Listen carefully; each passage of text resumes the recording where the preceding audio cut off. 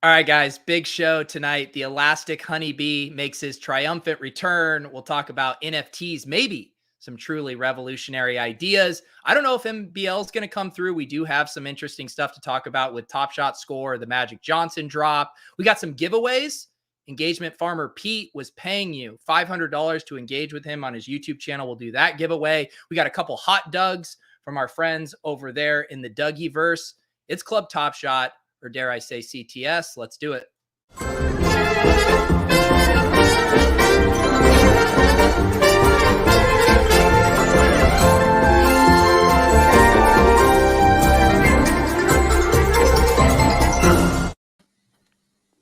Adam Levitan, aka the Elastic Honeybee. Welcome back to the program. Thanks for having me. How have you guys been? It's been a while for sure. I think the last time that I was on here, I logged on to my Top Shot account for the first time, and people gifted me like 30 moments that at the time were $10, and now I assume are all $1. So yeah, it was good. I think you actually lost money from that. Yeah, he had to pay a gifting tax. Yeah, there's a bunch of taxes he owes now, and a bunch of money's worth nothing. I won last time I was here. I think if I remember correctly, I won a Demotis Sabonis. We played Lodden, and I won a Demotis Sabonis, like MGLE or something like that, or whatever you fucking virgins call it. And I was like, oh shit, this is actually worth a lot. And then I just like wrote it right into the ground. I wonder what it's worth now. It's got to be like total dust. You know, the guy who gifted Josh Hart that moment, like I hope that he contacts the IRS, reported he received this $600 gift. Josh Hart hasn't tweeted about NFTs in a while, I feel like. I don't know. Josh Hart? Yeah. I haven't turned notifications on for those. I've been missing those. Adam, Willis did ask in the Discord earlier. He said over under 2 months on the last time Levy has logged into his TS account. What's the true answer? What? Oh, way over. 6, 9. Honestly, man, I heard people say it before. Like I don't know who said it. Probably some like old fucks, but like you know, a lot of people are like diversify.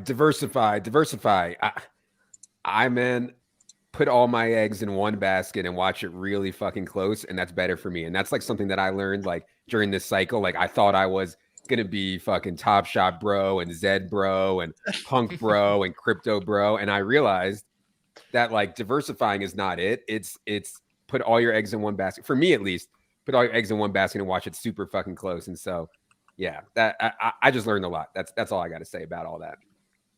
Yeah, I was talking about on a show the other day. I was talking about how normally in a bull market, I'll have the widget for crypto prices on my phone. I slid it over to like the third screen on my phone. And then I noticed the other day it was broken. And I was like, I'm not even trying to fix it. I was like, I probably need to clear the cache or re-upload it. I was like, I don't even want to look at these prices. A watch pot doesn't boil, is what I've heard.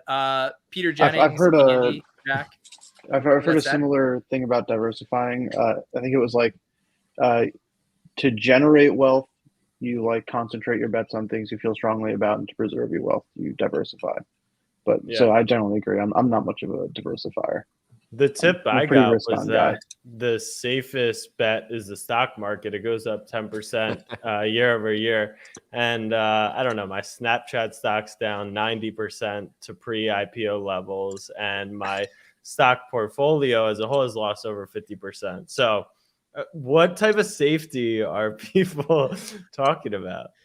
What if the new bit on this show isn't me telling people how to share a Chrome tab on StreamYard, but it's just like how to invest in a Vanguard index fund? Like, what if we just do that every week? Wealthfront affiliates. Betterment. Yeah. What's your guys' favorite index fund? Yeah, Jack should just buy VTI and not worry about it, or one of those total index funds, and you wouldn't be down 50%, Jack. You'd be down like 15%. Maybe you could live with that. What if Jack started doing paid partnerships for Vanguard? They're trying to inject, a fresh new face into the system. There he is. Wow, a packed house tonight. What's going on, fellas? He heard us talking index funds, and his ears started ringing. Yeah, I gotta be here for that. I think one more tennis court, Levitan. What's up? I just got off the tennis court. Oh, baby, when are we playing again? We got to play soon. I've been playing like 3 times a week. I'm ready to rock. I got to tell you, buddy. Go ahead. No, I was just gonna say, were you just playing with Dink? No.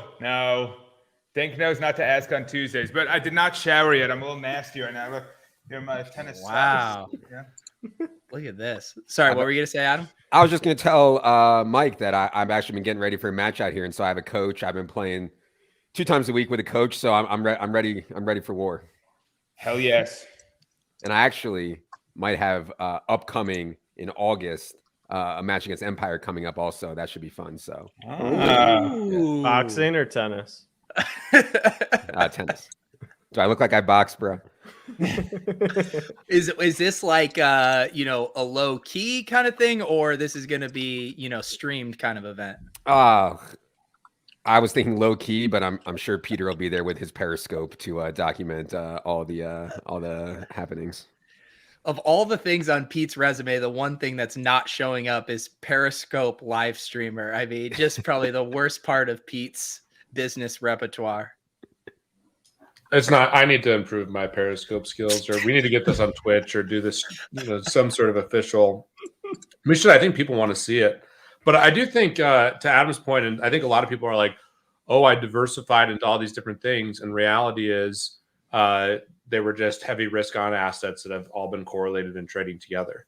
And yeah, if you're in Tesla and Coinbase and crypto tokens and NFTs and all these different things, like, you have a diversification amongst that super risk on basket, but reality is that they're going to trade together. At least they have been recently. And I know kind of the hope was that crypto would eventually trade, more like a store value type asset. But at least over the last couple of years, it's been highly correlated with other risk on assets.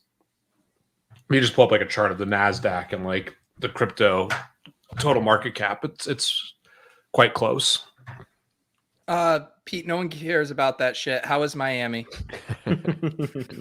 Miami was fun. That's all. Brandon now got hammered. That picture was egregious. I got to pull up that amazing. picture. Don't pull up the picture. Don't.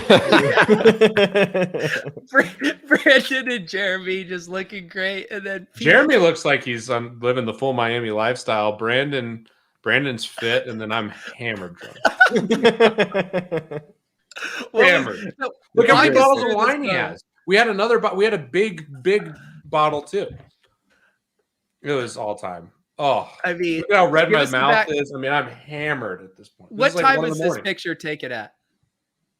1 a.m. After I flew, and I look so bad. It's embarrassing. Dude, Brandon Can we Adams, get this off the screen? Jeez. No, I think this is actually going to be just the new backdrop for the rest of the stream. I read Brandon Adams' blog the other day. This guy fucking ran a sub 20-minute mile. 3 miles. 3 miles at his age. What a beast. He is a beast. Brandon's great. Jeremy is living an unbelievable lifestyle. He is living totally different than everyone else I know in that age group. I mean, we get to his house. What does that mean? Yeah. We get to his Miami house. It's on the water, some ridiculous house. He's living with like the agent of this guy, or this guy's an agent for like all these like celebrities. It's a crazy estate on the water. Jeremy's just living with this guy, and we have a captain come over with a boat, and we freaking boat into this restaurant, and it's like the combination of like a strip club and the really high-end restaurant. I mean, appetizers are like $60 per head per person. I bet it was like $300 a person, and they have like freaking guys coming around with like the sparklers and fucking playing electric violin. You got Miami girls with like 5 breast implants all over the place. Ashley was dying. It was, we boated over, and we just parked the boat over there, and it was the epitome of the Miami lifestyle. Man of the people, Peter Jennings. In 2015, we had a DK Pro chat, and we were all talking. Yeah, man of the people updates are so good. And I said that we should all start a best ball site, and Kitchen poo-pooed it and was like, no, it's too much, it's too hard. And so we could be living this life. I mean, Kitchen is exclusively to blame. We could have Jeremy's life right now. It could say presented by Adam Levitan right in my head. You know how you know you're rich? When you're presenting the show you don't have to be on, and then the rest of us are here talking. Yeah. Adam, how do you feel just passing on the under? Like, you just literally turned down every step of the way. You could have been involved in all this best ball stuff, and you just turned it down the whole way. I've made so many mistakes, man. That's why I am watching the ETR pot closely, and that's it. I have complete blinders. Whatever else you guys want to fucking do, I'm playing tennis and I'm watching ETR. I'm watching the pot boil. That's it. Well, yeah, I know. I like mean, it. Adam could be retired on a boat right now, and instead he's sending out alerts about Jahan Dotson unders for season-long props right now in the Discord. That's a good bet, by the way. Line's gone, but that was a good bet. Yeah, sign up for ETR. Get the push alerts in the Discord there. Jahan Dotson under 709.5 receiving yards. Andy, how were your travels? Because where was Permissionless, and then you bounced over to Veecon? Yeah, well, so I was in Vegas, and then I was in Florida at Permissionless, and then I was at Veecon. So it was a lot, but it was good. Permissionless was nice. I really don't like Florida. Just wouldn't recommend going there personally. Not my favorite state. Well, that's clearly because you weren't on a boat to places with women with breast implants. Yeah, I just didn't get to meet enough women with breast implants. That was a really big letdown for me. But Permissionless was nice. It was very I don't know. It felt very kind of buttoned up to a certain extent. Of like a lot of the companies that were there that had booths and stuff were somewhat more traditional companies. There were DeFi companies and stuff as well, but a lot of centralized hosting companies and stuff like that. But it was good, fun parties. Got drunk on other companies' fundraising money, so can't complain there. Had some decent food, but then flew to Veecon on Friday, and didn't think I was going to make it. It was one of those. So we boarded the plane at 1, sat on the tarmac until 4. At 3:30, they started serving alcohol, and I was like, "Oh, it's a bad sign if they're ever serving alcohol before you've taken off. It means shit's not going well." And they're trying to grease you up a little bit so you're not upset about it. And so then 4:15 or 4 or so, they're like, "All right, we're gonna deplane." We go back, we deplane, where it was just a total shit show when we deplaned. There was a million people there. They had taken our flight down, off all of the stuff. So we had no idea where we were going to board, when we were going to board, anything. So we were just waiting to hear an announcement in this really shitty airport where no one could hear anything. And so we sat at this pizza place and just got hammered. We had just so many vodka sodas. And then at 6:45, Ali was like, "Oh, the guys who were on our plane before are no longer sitting here. We must be boarding." And we were, and so then we went. So we go. It was honestly pretty close. We could have missed our flight for sure. So we go and we board, and then when we get on, they were like, "Just so you guys know, if we don't take off by 7:44, which oddly specific time, if we don't take off by 7:44, we're not going." And so we were like, "All right, let's fucking go then." What are you telling us for? Yeah. And so we took off at 7:40. So I was 4 minutes away from just not making it to Veecon. But after it was all said and done, we did make it there. Just missed a dinner that night and stuff, which was too bad. But the conference was really, really well put on. It was, as far as kind of being a speaker at a conference, it was just by far the best one I've ever been to. It's the first conference I've ever spoken at. So they flew everyone who spoke out. They put them up in hotels. They had cars waiting for them at the airport, all that kind of stuff, which never happens at crypto conferences. It's unheard of. And then they had private entrance for all the speakers, which I guess makes sense because they had a lot more celebrity speakers. I don't need a private entrance, but Snoop Dogg needs a private entrance. You were literally the first billing on the Veecon website. You were ahead of Mila Kunis on there. Yeah. I mean, come on. Yeah. So when I came in, they said, "Glad you're here. This entrance was for you." They had no idea who the fuck I was. They were like, "Oh, do you speak here?" I'm like, "Yeah, I'm speaking."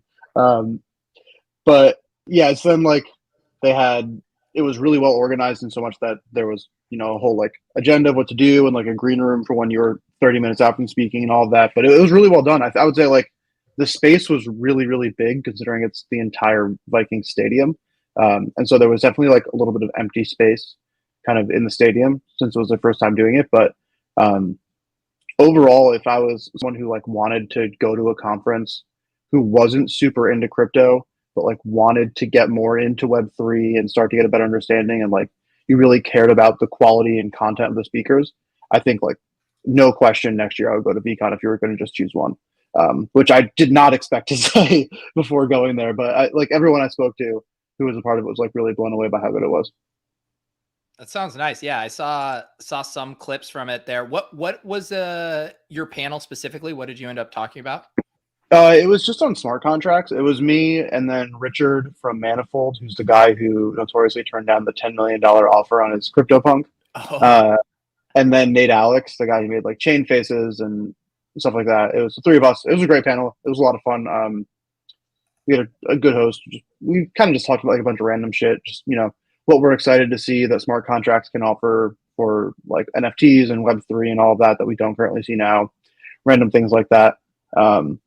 But yeah, it was good. I'm trying to think if there's anything else. I think one of the other nice things was they, like basically all the speakers were in the same hotel. And so it was kind of fun. Like at night, everyone was just in the hotel bar drinking. And so you're sitting there and, you know, there's like people who were just there attending who were also there. Feel like we would talk to you, but then all of a sudden you're like, oh, there's the creator of Art Blocks. Oh, there's Beeple. Oh, there's so-and-so. And so it was like definitely a way better opportunity to kind of meet a bunch of people in the space who I hadn't met before, and like general networking and stuff than I expected. Who does Andy 8052 get starstruck from at a NFT conference? I don't generally get starstruck, so to say. But like it was definitely cool to see people. It was, you know, who was actually really cool to meet was Tyler Hobbs, the creator of Fidenza. That one was like, oh shit, it's Tyler Hobbs. That's really cool. Just because I didn't really recognize him, because I feel like his face isn't super prominent. But like Deeze and I were talking to him. It was cool to see. I didn't actually meet like Mila Kunis or any of those people, but like, or like the super famous people who were there. But definitely cool to like be in the same green room as them or whatever. That reminds me, and I'll pull up this photo here. So Deeze, I saw a photo of him on a panel. He legit pulled off the anon non-doxed at the. Was he walking around like this at the conference the whole time? So it was honestly really great. So basically, like I was saying, there was a private entrance for speakers, and so he came in there without the mask on. Whatever, we were like hanging out, and then when he went up to talk, he went up, like he put his mask on and then like left the like private speaker area. And then he also brought a change of clothes with him. So right after he spoke and talked to people and took selfies, he went down and changed his clothes like immediately, so that way he didn't have to wear the mask for the rest of the time. It was pretty well executed, honestly. Man, I'm getting exhausted just thinking about all the logistics to pull that off. Well, and then G Money, since he is also like pseudo anonymous, his team bought like one of those changing room like foldable walls, and they put it up on the stage where he was speaking. And so it was just like two people on a stage and then just a wall that was like noise was coming from. But yeah, it was cool. It was just cool that they were like super cool with people being like, hey, yeah, I'm happy to come and talk, but I am anonymous. And so like, it's going to be a little bit weird. It would like definitely fit with the crypto vibes. Yeah, no, it sounded like a good time out there at VCon. MBL, how we doing down there, buddy? I am good. Everyone else has been doing lots of interesting things. I have very, very little to report. To be honest, I've been doing absolutely nothing. We had my wife's birthday party last weekend or the weekend before, and we got the local hot dog company to bring their truck out. That's the highlight of my last couple of weeks. All right. Nice tease for the hot dogs giveaway we're going to do later tonight. Nice segue into hot dogs. I was not paid for that, but they sold out apparently. They did. They changed their mint price to free, and lo and behold, they sold out right out minutes after that. Wait, Andy, keep the Zoom. Yeah, go back to the Zoom. Yeah, I was just messing with my Zoom and went a little bit too far there. Yeah. I've got nothing to report. had a successful tennis evening, and I always have Levitan in the back of my mind when I'm playing tennis. So great to see you in the flesh, sort of on a screen. Yeah, I don't even remember who won that. The Levy NBL. We had a handicap. I won, but the handicap was pretty severely in my favor. I'd be willing to play Mike at a much more favorable terms to him this time. What an honorable guy. Levitan won the bets. That's the answer. Yeah. So was your mistake, NBL? You were too confident in setting that initial line? No, we didn't set the line. Actually, the line was set very well. It went to 3 sets. We split the first 2 sets, which is the sign of a good line. So kudos to the line makers, the odds makers. My mistake was I underestimated Levy. I went in with a very, very conservative approach, saying I'm just not going to miss, and he'll miss before I do. And he earned his way to way more points than I expected. And I couldn't adjust midstream. Didn't have enough points to work with, and so he took care of business. I had the wrong strategy going in, and he executed. I got to come in firing next time. I think people watch some of the matches I played against Bass and think that, like, because I lost to Bass with a frying pan, and I lost to Bass left-handed, and I lost to Bass with a 40 love lead in every game, that I'm just like terrible against normal people, you know? Like, so it's so different when you play against Bass, when you play against even someone who's good like Mike. You know, it's just, you can't compare what it's like playing against Bass versus even with a frying pan versus someone else, just because he just like moves so outrageously. Like, it's like an actual professional tennis player out there, like, moving. It's just so different. NBL, do you have any future tennis bets? Because it sounds like Levy's just been dialing them up one after the other. I don't, but I've been really ramping it up. I'm playing like 2 or 3 times a week. Levitan, you'll like this, I think, or maybe it'll make you nervous. I got a ball machine, so I could play at like 6 a.m. at the local park when no one else is awake yet. That's my plan. It arrived last week. I've used it once, and it's cool. It's fun. Jesus, how poor is this guy? Hire a coach, for God's sakes. A ball machine's more than a coach. I mean, when you spend all your money BTFDing the Top Shot dip, there's not much money left for a tennis coach. Jack, what's going on with you? Last time I checked in with you, you know what? I pull up my Instagram. You know, it's a place where I like to just check on with, you know, what are my college buddies doing? What are my wife's friends up to? And I see this, Jack. what's going on here? Sick edit, right? I mean, is this the new cosmic art? You got to NFT that. Yeah, that is the new cosmic art. Speaking of NFT, that everyone please go to fractional. Is it IO or com? Neither. .art. .art and purchase your Andy token. I think at peak NFT hysteria, I spent like probably $2,000 on that bit. So if anyone would like to purchase some Andy coin, future the good old days where we had so much Ethereum that we were like, what's $1,000 for a joke? Yeah, what's $1,000 for a joke and $800 in gas just to make the joke appear? Yeah, that's what I've been up to. We did a little sponsor post with Puma, our friends at Puma. I don't know. Things have been calm. Gearing up for the finals. We'll be out at the finals. Our attendees giveaway just ended. Come to the NBA finals with me or without me.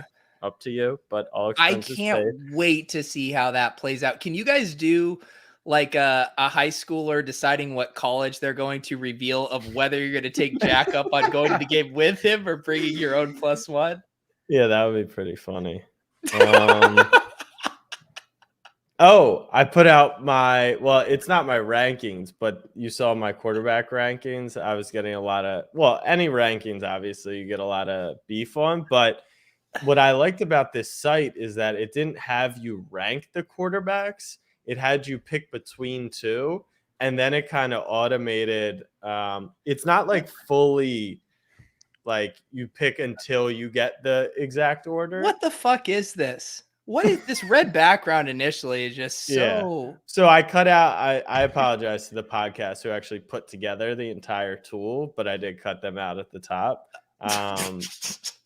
But yeah, this is the list that spat out. And it's funny because it makes you compare the 2 quarterbacks. So you don't actually know where people are going to end up. You have a good idea, but it kind of shows your bias against certain quarterbacks. For example, Matthew Ryan. I am the biggest fish bet. I've been betting the Falcons +3 at home for 6 years now, and I don't think it's hit. I don't think it's hit once. I watched so much Matt Ryan football last year that I guess my implicit bias is that he's quite literally one of the worst 5 starters in the league. Probably a bit low on this list. Can we back this up?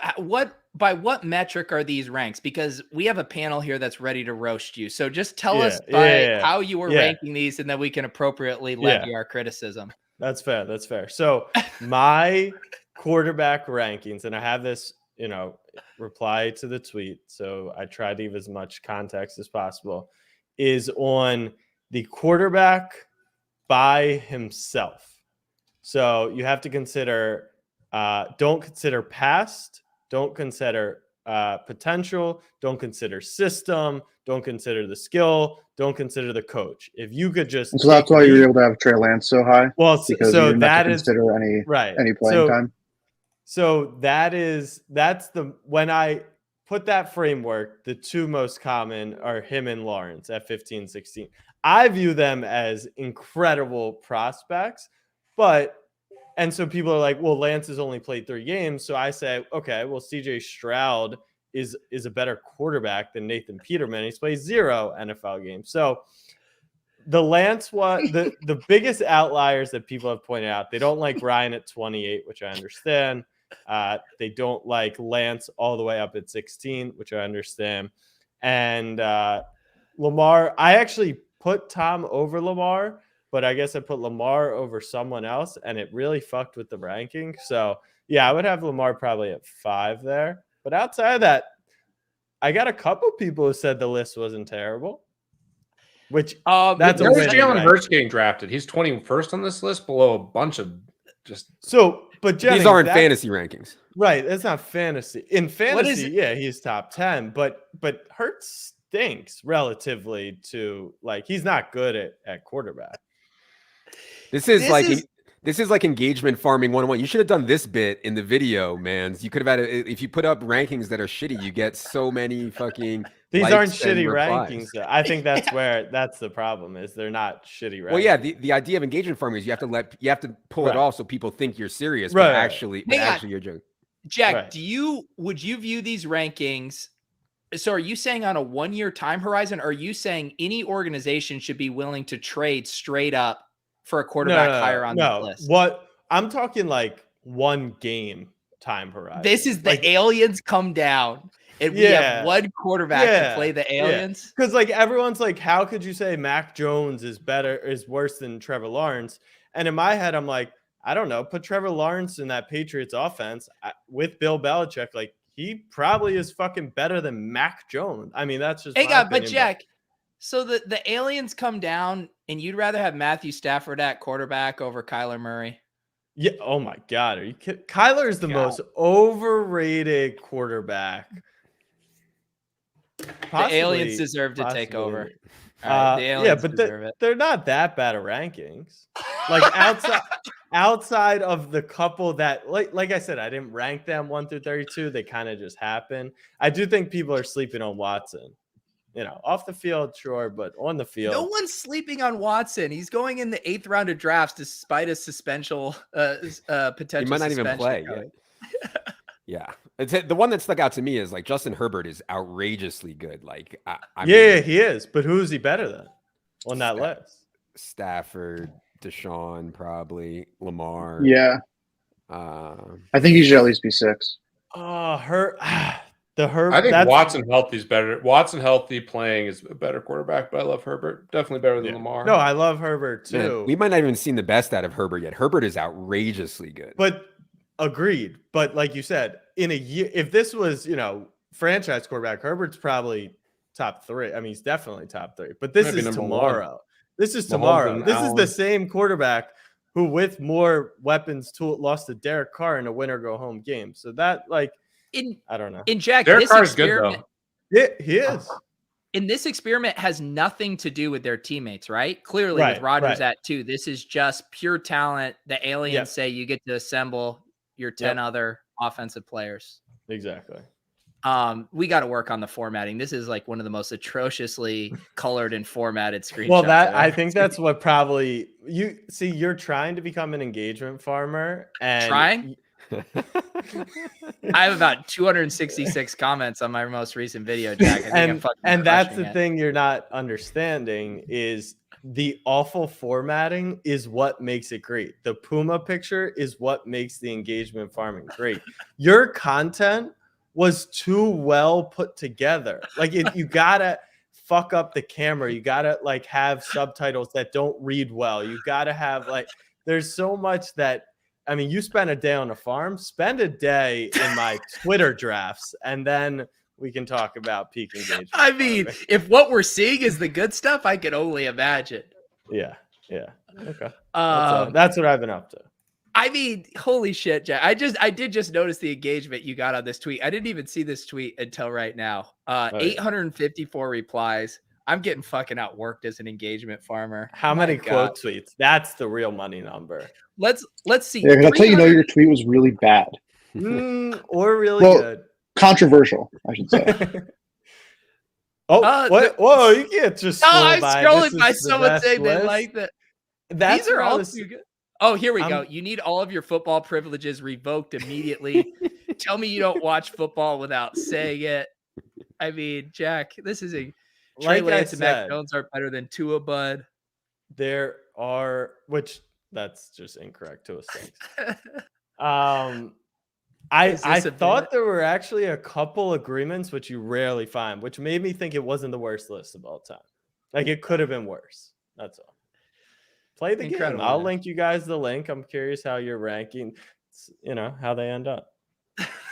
There we go. Well, yeah, send us the link. We'll get there and do our rank. Did you? Oh, the other tweet I put out that's a banger though, which I obviously copy pasted. Another huge trick up the sleeve for engagement farming is the QB blind resumes. You saw that one? That's a big one. No, I didn't see that one. Yeah. So, all right, put it up on the screen. Let's see what everyone votes for.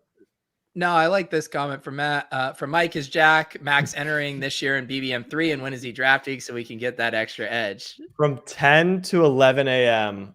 On Monday, Wednesday, Fridays. I'm on the Stairmaster, so that's where you can find me. How many BBM3 drafts have you done so far, Jack? I think just 8 or 9. Okay. You're not grinding hard enough. I'm out of money on my underdog account. I need to put more money. I'm out of money too, but it's for different reasons. I just haven't hit a pick 'em in like 8 months.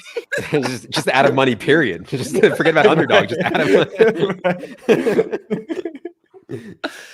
Oh my goodness. I shipped a tourney last night. What tourney? I shipped the NBA tourney. $398 split with 44 other beautiful men and women. And I got the goat horns. I got the fucking goat horns. Pretty sick. Jack, I mean, you got to beg the people not to dupe you before you enter those kind of contests, man. That's disgusting. Your EV is just awful if you're duping with that many people. What contest was this? What was yesterday? Monday? Was yesterday Monday? Yeah, like the Monday night Eastern Conference Clash or whatever the fuck they call it. I won because Smart didn't play and they swapped D White and we tied for first. 44 of us. Mike, who's going to win the NBA Finals? Warriors. Anyone have a take other than the Warriors? Any dissenting opinions there? Boston. I like Celtics. Yep. I like Celtics as well. Wow. All right. I think it's very close though.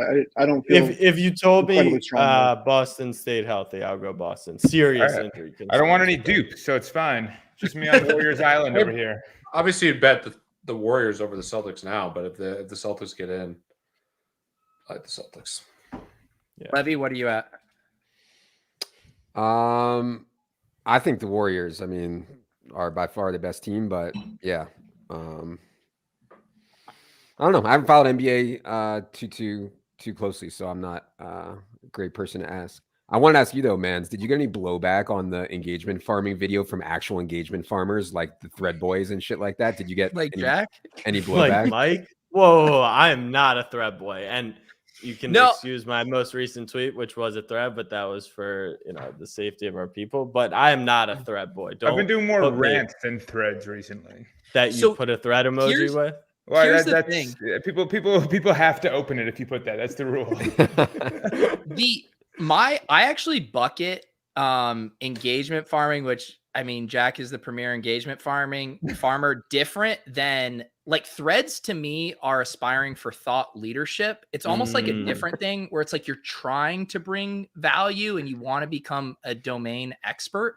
Whereas engagement farming is just tweeting something impossibly dumb, just knowing you're going to get a bunch of replies. The guys at DraftKings used to tweet. I don't know if they still do. They used to tweet like they would like put a picture up of like a player. They'd be like, FanDuel does it every single day. Retweet if he's going to score more than 30. Like if he's going to score less than 30. I mean, that is just now it's quote tweet with a player this reminds you of, and it's just like the Chiefs logo.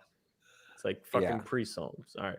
I actually did like 10 minutes, maybe more, on the solo pod today. I can't believe I spent them so much time on it. I recorded it. I got to put it out after this, but like 10 minutes on threads, because I actually do think it's like interesting and like nuanced and yeah. So I'm not trying to bash any thread boys, but yeah, I did like a 10-minute thing on it on the solo pod. So if you guys want to hear me really go off about the threads, then you can check it out. Look at this self-chill.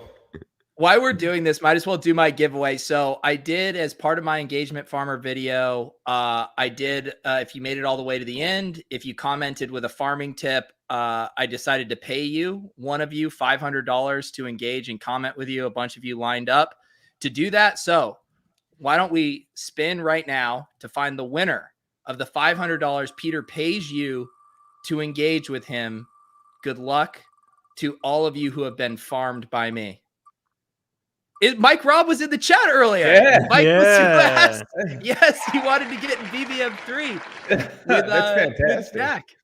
Yeah, he doesn't want to go to the finals with me. Just play BBM again. Yeah, that's 20 BBM3 entries for Mike Robb. Mike, shoot me a message on Twitter or Discord, and I will PayPal or Venmo you 500 big ones.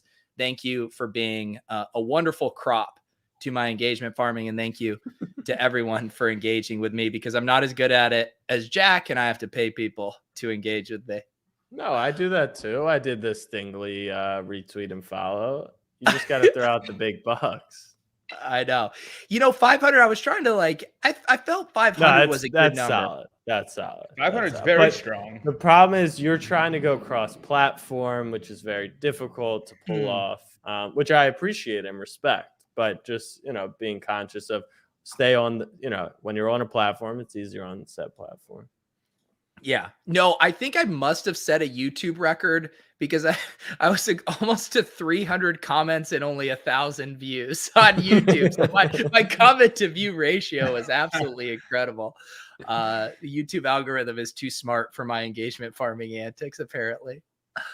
Andy, and Levy. So Levy, you had sent me this tweet. It was a couple weeks ago, and this was something that you thought was interesting to you. There was this initial tweet here from No Sleep John. He said, decentralized prediction markets don't make sense to me. Why would someone go the distance to learn on chain to gamble on sports when they can just use FanDuel, etc.?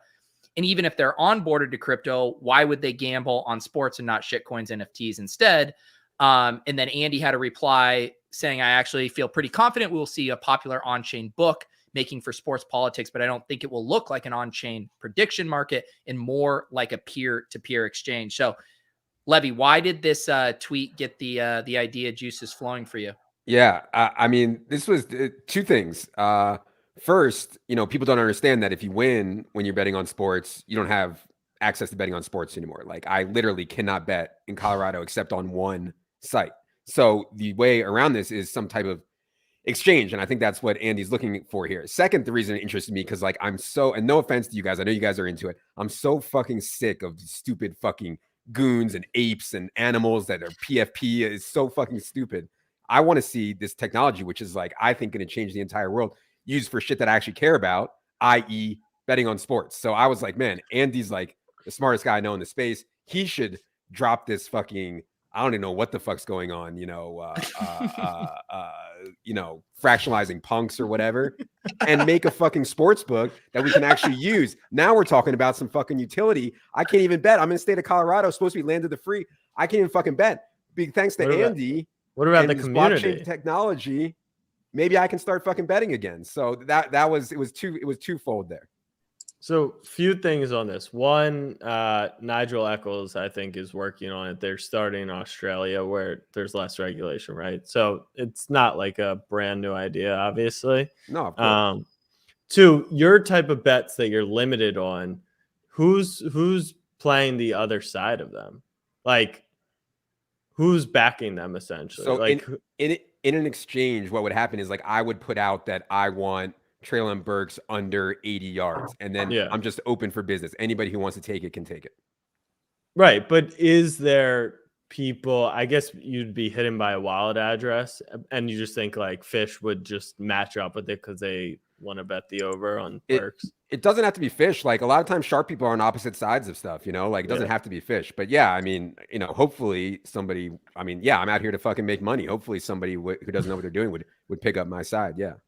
Yeah, well, I think the big thing there is like with having that kind of peer-to-peer system, like right now, Levitan, if he thinks that he has good bets and he can beat the book, or like beat the house, he eventually, like if he is beating the house is like, I'm not playing anymore.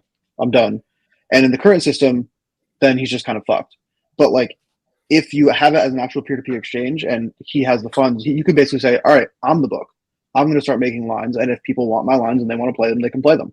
And so you could like have added flexibility there, where if people are not posting lines or not wanting to play like lines for you, you can say, all right, I'm going to make my own lines, and if people want to play them, awesome. And if not, then I have to adjust and make more fair lines that people trust. Yeah. And I don't know about the tech side, but like the whole like trustless nature of the technology, like to me, like makes so much sense. It can't be hard, right? I mean, that's an Andy question. I have no idea. So the prevailing challenge with sports gambling on chain, this is like legitimately when I got into the space, it was the very first project I wanted to make, but I didn't want to go to prison, so I didn't do it. It's sports gambling and blockchain and all that, just in general, a lot of legal challenges there. I think like now I would feel a lot more comfortable doing it because there's a lot more lawyers in the space and people you could talk to. But in like 2017, I had no idea what was going on. But outside of legal, is the So the one like big technical challenge is essentially it's a challenge that happens for a lot of this stuff, and it's just like an Oracle challenge of like how do you actually finalize who won the bet in a way that you trust. And it's something that like I've thought about a lot for this, and I actually think like the solution is to almost just not have an Oracle and essentially let the originator finalize the bets however they want, which sounds like totally insane when you say it. Basically, you say like if Levitan makes a bet, he lists out there, I want Patriots over 11.5 wins, whatever, and other people take the other side of that bet. When the season's over, he can finalize the bet however he wants. You can say I won or I lost. But the idea would be that if you actually wanted to become a prominent sportsbook who was using this, you would be incentivized because you want to make money long term if you think you have an edge to not scam people. And so you would finalize those bets truthfully. And like on like a long enough time horizon, you could create this like resume of look at I've finalized hundreds of millions of dollars of bets and I haven't rugged people, so there's no reason I'd rug you right now. Like it's just not worth it for me because I'm a winning sportsbook and doing this. And like if someone's a brand new book, either they better offer really good odds or they better like have a reason for you to trust them, whether they've doxed themselves and who they are personally or whatever. And so I think like in my opinion, that is actually the solution to this like Oracle problem of who do you trust to say what the final score of a game is or any particular player prop. But that's definitely by far the most challenging part, and where prediction markets have generally done a better job because it's a little bit more like game theoretical of actually proving which side was right or wrong. But it comes with a lot of trade-offs.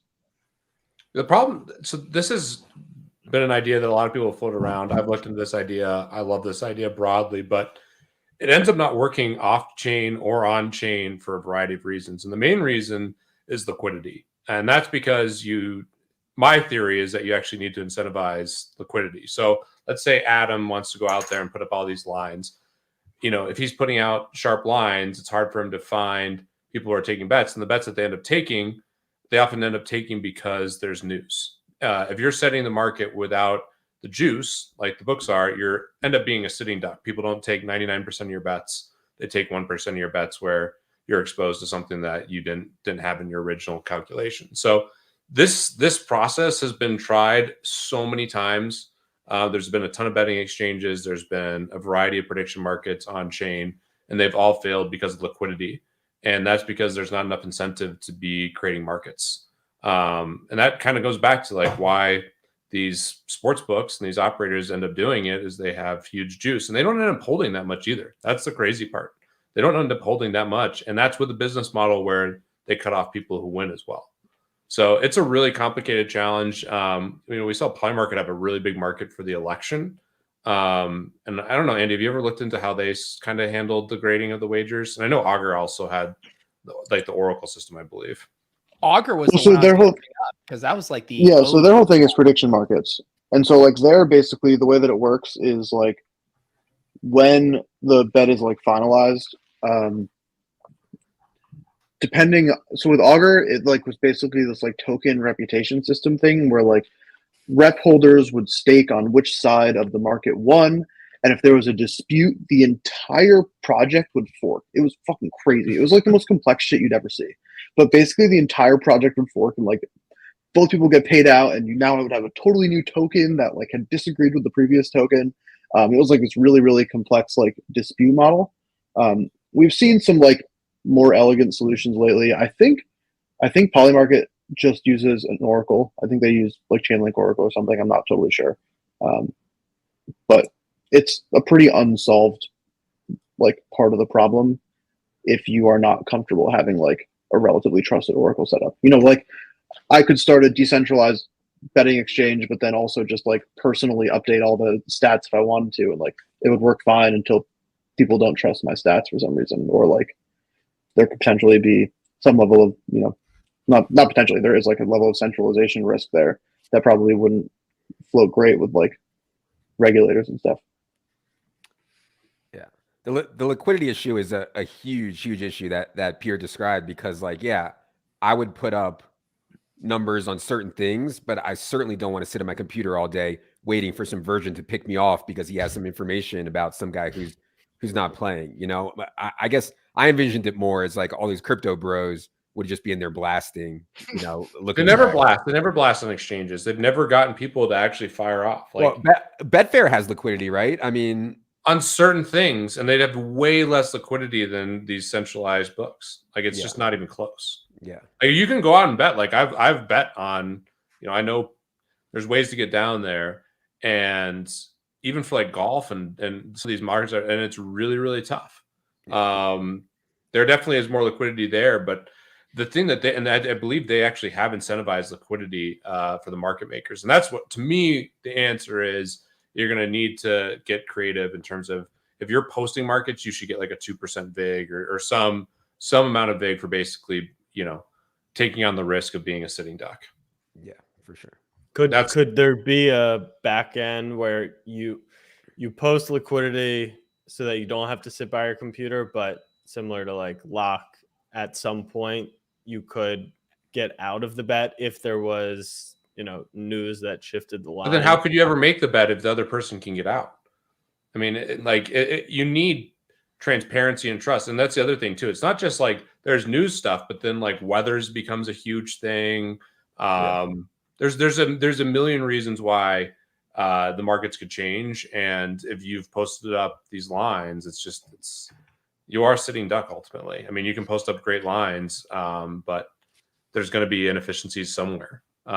So it's really, really tough. Could you have contingencies in what you're offering, whether it was time-based, if certain other macro lines move that they get pulled, and that way you don't have to hawk it yourself? I mean, in baseball, when you bet baseball, normally you can bet listed pitchers, and if the pitcher gets scratched or whatever, the bet is no action. You could say if one of these 5 players in the Celtics gets scratched, the bet is off. But I agree with Peter that that's like not a great experience for the people betting. The way it'll end up working, and the way I see it succeeding in some capacity, is the market makers get 1%, 2%, 3% VIG or something less than these traditional sports books. they're very technically sound, and they have it tied to some moving market where, they have other people working behind the scenes to make sure all the stuff's up to date. Basically, So in one way, I don't see why you couldn't do that already. Like in this exact same model that we're talking about, though, there's no reason that you couldn't have that be part of the bet, where you can basically say like, hey, I'm posting this bet, that like, oh, lost my Zoom. Like, I'm posting this bet that I think is, 50-50 odds, but I'm playing it at 52 to 48% because like I want to have a vig because I am the market maker here. Like I don't think like a peer-to-peer system automatically means that you cannot have market makers have some level of juice in like overall. You just would basically like have people try to find fair market for that exchange. And so, if I'm playing with a 5% vig and then someone else comes in and makes the same line with a 4% vig, like people are just gonna take the 4% one. And so you'd like eventually find some level of market equilibrium there. That's what Irish Johnny was saying in the chat, seeing the undercutting of lines. I mean, talk about getting to a fair line market price, letting everybody try to set their own lines there until they thought it was inefficient would be pretty fun. What about from a futures standpoint? Is that like, I like the concept of, I bet the Mavs, they won. Jennings and I discussed last time off the air, like how do you actually, the cash out that the books are offering you, or, 70% of what the true. Did you bet the Warriors money line on every game? No, I didn't. I should have. Oh, no. I thought that was Isn't that what we discussed? Is the playbook? Yeah. But I like I said, I had no interest in actually hedging it. That I was just curious, like how you would best approach that. Prop swap is like the closest thing to it, but it obviously doesn't work for a million different reasons. So like, would there be, prop swap for crypto? Like, why not? Yeah, I mean, you could basically have every single bet be an NFT. Right. And so your card would just be an NFT. And so like, I mean, I've thought about this way too much, but essentially how I think it would work is basically every individual market maker would make like this proxy contract for any bet they wanted to take. So let's say you said, I want some future on the Warriors. I'm willing to take up to $1 million of action on it. Here are the rules for what that future is. And then anyone who wants to come in and take the other side, they could put up any amount of up to $1 million. And you would get back an NFT of like what your bet slip was essentially. And then when that future ended and like finalized, whoever owns that bet slip could cash it out if it had won. And if it hadn't, then obviously it'd be worthless. And then you would just people would be able to fill up to whatever that max bet was. And so, yeah, you could still have a vig in that. You could have whatever you wanted. It'd be like all programmatic. And then, essentially the challenge there is having the oracle that comes in and says, like, this is what the finalized bet was. And I still think probably the best answer is just having the bookmaker decide who won and who lost, just like normal bookmaking goes. Until I offer $100 million on, the Rams to win the Super Bowl and I declare this since he won. Yeah. I think like there's also probably enough regulatory scrutiny that would come into that you probably couldn't, like, if you were a doxed person and did that, you probably like, I bet it's illegal. I don't know. I'm not aware. Yeah. But it's probably illegal. And so. Yeah. That's interesting to think of. Yeah. What's the number where being an honest bookmaker, then it no longer ceases to exist. Like in Jack's hypothetical of such an outrageous bet that you're like, all right, now this is actually rug time. I'm done. I'm done setting. That's like how a lot of like crypto stuff works anyways now, right? True. Yeah. You do it long enough until you're like, I'd rather just rug. Yeah. A really fun way to just like actually gamble with friends that I've always thought about it as an idea would just be like a Tinder type situation. Like you scroll through like the games that you want and you just say, I want this side or that side. And, you get matched up with people on the other side and then you just take the closing line. And maybe you pay like 0.1, like something super small to the person who provided the technology. I do think that long-term, we're going to see way more innovation and cut down a lot of this vig that's going on in the betting space. Yeah, agreed. I think a big thing holding it back right now is just how strict all the gambling laws are in the United States and all of that. Definitely, like as someone who would love to be experimenting in that space, like I just have never really like taken the jump because I know it's a lot of work and a pain. Yeah.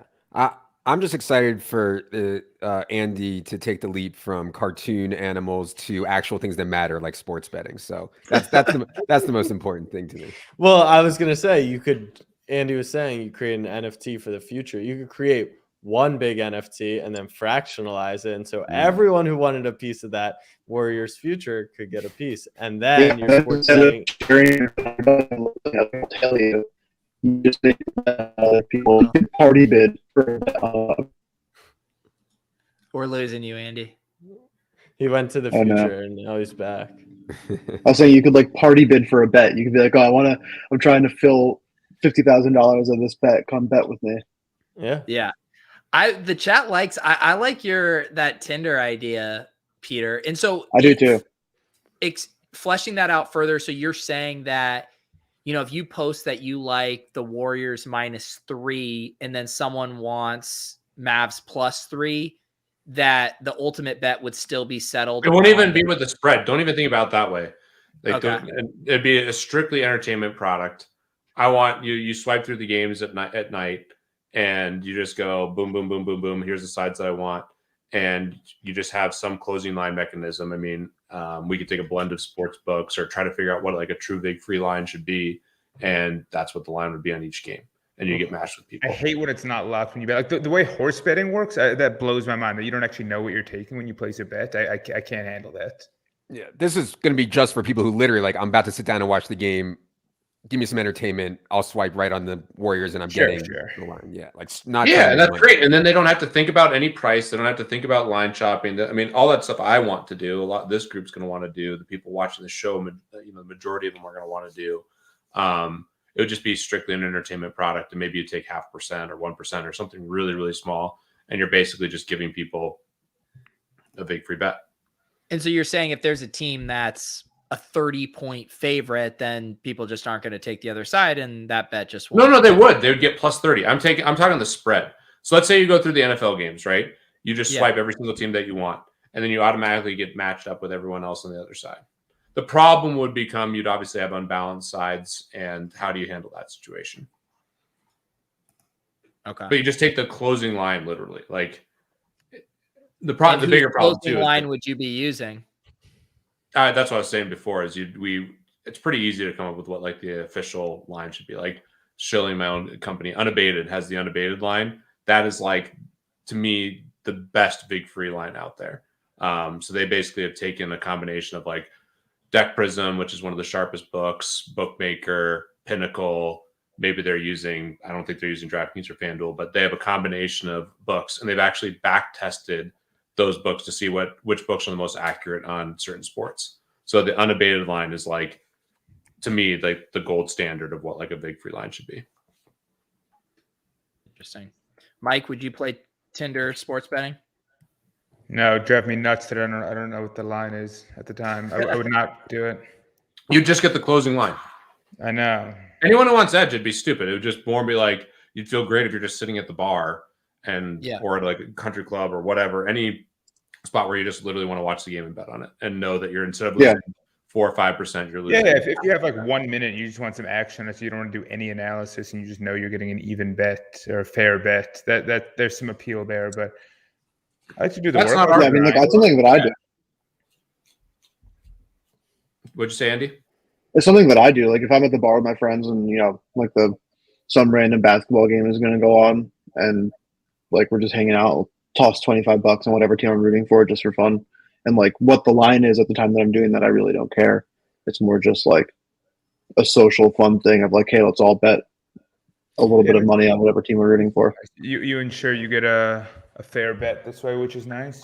All of my degenerate friends, we bet like go back and forth. You just pick and you just take the big free line and you just take a side. Yeah.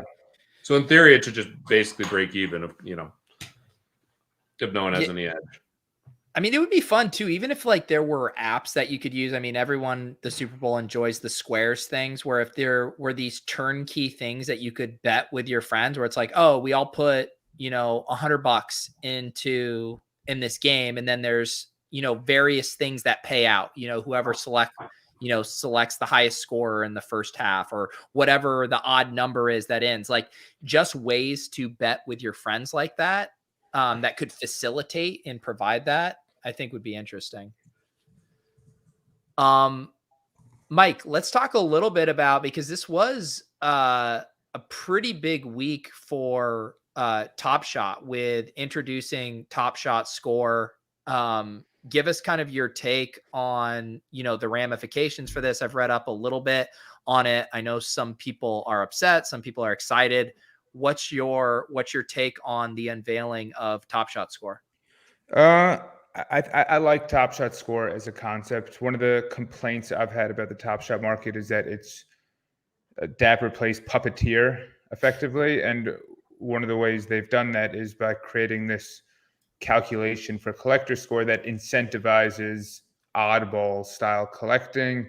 It overcompensates for series 2 moments, for example. It undercompensates for others, and so naturally what happens is the market solves for that, and so you start that long march away from this is an interesting collectibles product for basketball fans to this is going to be for analytics people to solve for inefficiencies and max extract and that sort of thing. And so I like them moving back towards let the market decide what assets are the most desirable and assign points on that basis. And so I guess just to step back in terms of what the calculation does is collector score said if you are in this set, basically, you are assigned a number of collector score points. So it's technically by tier and by series. And so if you're a series 2 base, I don't know, the number was like 4 collector score points or whatever it was. If you're a series 1 base, it's 8 collector score points. But it doesn't matter if you're a LeBron James or an Ish Smith or a Bismack Biyombo or a Blake Griffin. It's all the same thing as long as it's within the same tier and series. And so what that became was people would look for the most efficient ways to get the highest collector score and kind of ignore who the players are, the teams or the plays themselves. And it just distances the platform more from kind of collectors and basketball fans and more, again, to efficiency seekers. So that was a positive change in my mind. The only real blowback I've seen on that is the people who, as you can imagine, geared their collection toward the collector score calculation that existed already. And now they feel like they've been rugged or that they are in a shitty spot because they've collected all these assets that are now worth less or meaningless now. And yeah, so people are, I would say general sentiment is strong. And people, I think almost all people agree this is better for the long term, but some people are upset about how it was unveiled and executed, which I think is understandable and reasonable. And it's getting back to Jack's favorite topic of, how much longer are we going to be in this phase where there can be significant and material changes to the platform pretty frequently that changes people collecting strategy and whatnot. And the last thing on that I'll note is that people were frustrated that sets and team sets and things like that weren't recognized as strongly as some people expected them to be, where Dapper a few times recently has said that sets will be prioritized. And so there are a few questions remaining how that will materialize. Yeah, most of the blowback I saw was comments like Scotty just had here. Built my collector score so I could qualify for legendary drops. Huge rug pull. I mean, I feel like this is kind of par for the course for Top Shot, where they're taking in community feedback. They're trying to get it best going forward, but their messaging before that has led people down a different road. And so it's like they might have made the best decision for the platform going forward, but it's their most diehard ardent fans who's actually been misled, because maybe I wasn't chasing that nugget from before, but other people were. And so it's like, yeah, I think it's pretty fair. How do you make that right?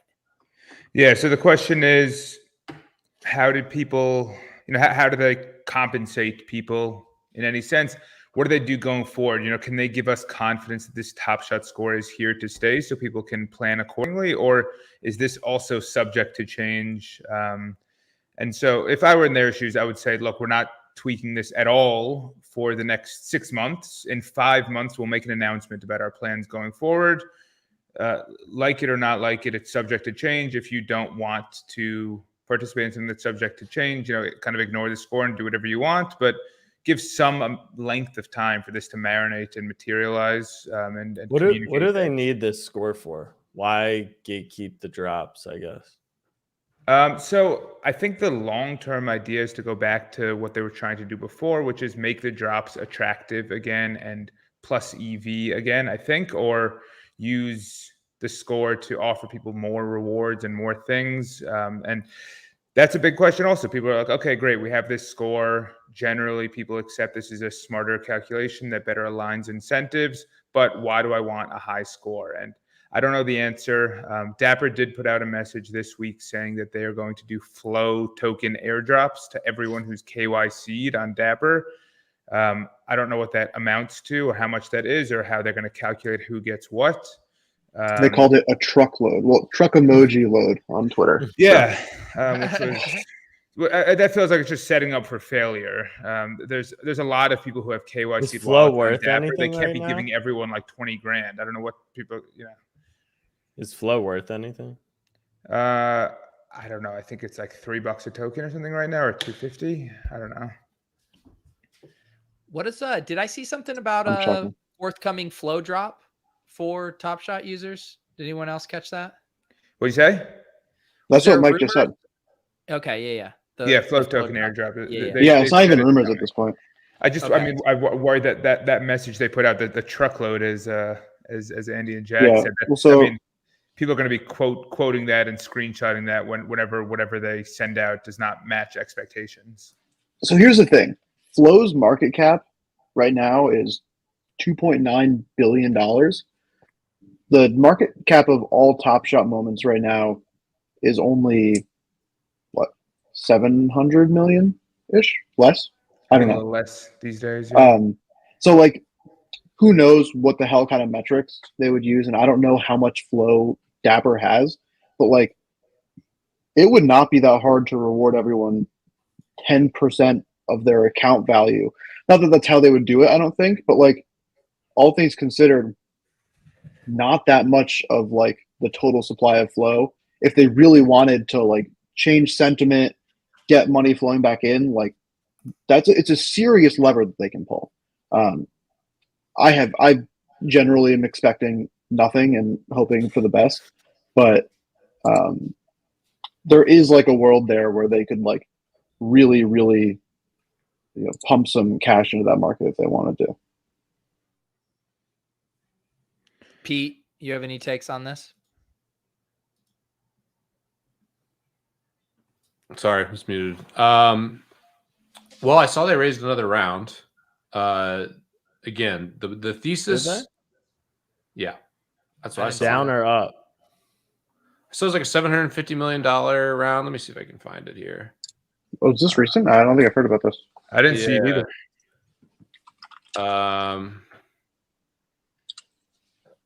Let's see. I just saw another must round. be in just Pete's private group chats. Are you talking about their ecosystem fund? Oh, maybe I'm doing something I shouldn't do here. So they did announce a $700 million ecosystem fund. Well, retract that statement for the short term. I think I did see something else. Anyways, regardless if they raise more money or not in the short term, the thesis is still the same for Dapper and why you would bet on them or not. And basically, the long-term thesis is that they've raised a bunch of capital. They have partnerships with some of the most powerful, biggest organizations, and that's really the long-term bet. We're in a totally different macro now. They struck when the iron was hot before. We saw absolutely insane price action within Top Shot, and now we're experiencing some of the pain. So I don't know what it looks like long term. They definitely have a lot of levers that they can pull, like Andy said, and to me, much more so than a lot of these other NFT projects, they definitely have things they can do to try to boost the value for bag holders and whatnot. But yeah, I have no clue what to expect, but I think if you have high expectations, you're setting yourself up for disappointment. Just for context, I've been looking at the market. Do you guys think if not like is it a good time to buy, but relative to other collectibles, do you think the prices are more reasonable now? Like we all agreed that Ish Smith could never be worth $2,000. But at current prices, like if Top Shot were to succeed, All Day were to succeed, do you think prices go up or down, or does it not matter? I think so. I think that, like you're saying, compared to other like collectibles and stuff, I actually do feel pretty good about Top Shot. For me, the challenge that I have is I feel better about Ethereum. I'm really bullish on Ethereum, and so it's like generally with NFTs at all right now, the question is like, why is this project going to do better than Ethereum, the protocol? And I have a harder time making that distinction personally. But if I was exclusively looking to buy NFTs, it doesn't feel like a bad time to buy potentially. Like there really is not much more that could go poorly for Top Shot at this point. Well, it could go to zero. They could go under, I guess, is like the bet. And like it's definitely possible. I don't think it's gonna happen. But like the Zion Cosmic is the first one in a while that's genuinely shocked me. I know he didn't play this year, injured, whatever. It's $15,000. It like 6 months ago, even in a bear market, you would have said that's impossible. A comp in the collectible world. So there's 50 Zion Cosmics, 50 hollows, so call it 100. The National Treasures to 99, which is like considered their true rookies. So for $500,000, each one sells for $500,000, maybe now $250,000. So that's like an insane delta. And I'm just like, if Top Shot wins, does that mean we get to similar pricing? I don't know. But it's just like such a wild discrepancy now between the sports card world, collectible world, and Top Shot prices. Yeah. I mean, I've been looking at a similar delta. I've been looking with Brian Hooper, who I own the Jokic Cosmic with, and there was a sale the other day, May 20th, one sold for $18K. It's been over a year. March 4th was the last time one sold even over the low ask, where it's just, the floor, the quote unquote floor is holding up for something. I mean, fucking Jokic won MVP back-to-back. Like, what more can you want? Can it get any better? What about Ja Morant fucking this year and the number one thing? Hey, let me pump my bags first. No, because I agree with Jen. I have a Jokic Cosmic too. Because Jokic doesn't sell in the other market, and Morant's a perfect example. Like Morant's sports cards went fucking through the roof this year. Jokic's didn't.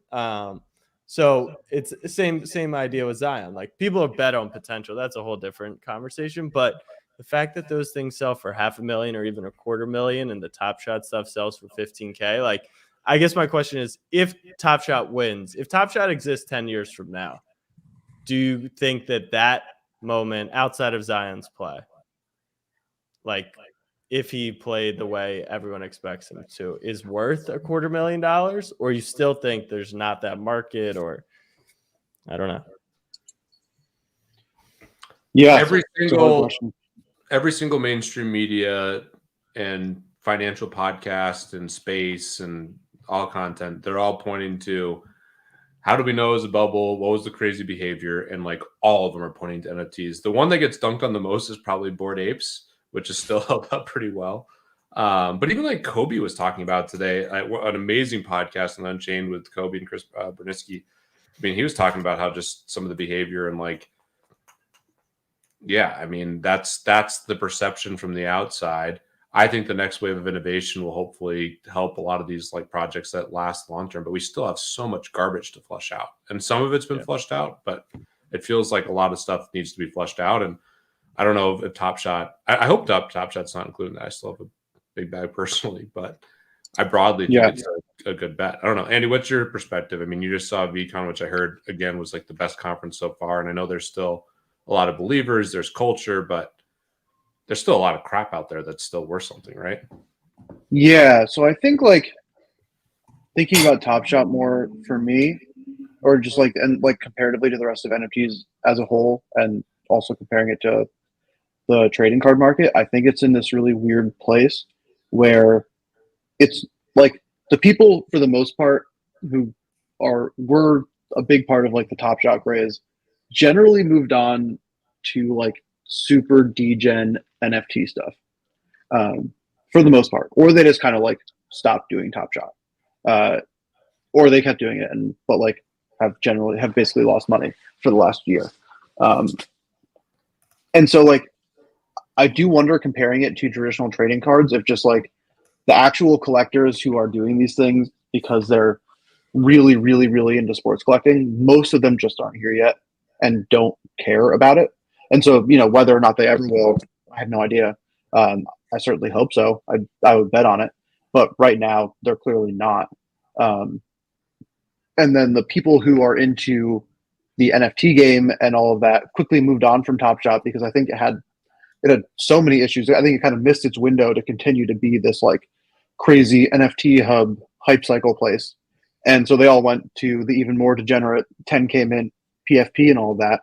And those people, while some of them like myself or you, Jack, or a lot of other people like the NBA and like Top Shot, when you see what's happening in the rest of the NFT market, you're not just going to, for the most part, load all of your money into Top Shot that's struggling when you could be playing everything else, which is also incredibly fun, just in a very different way.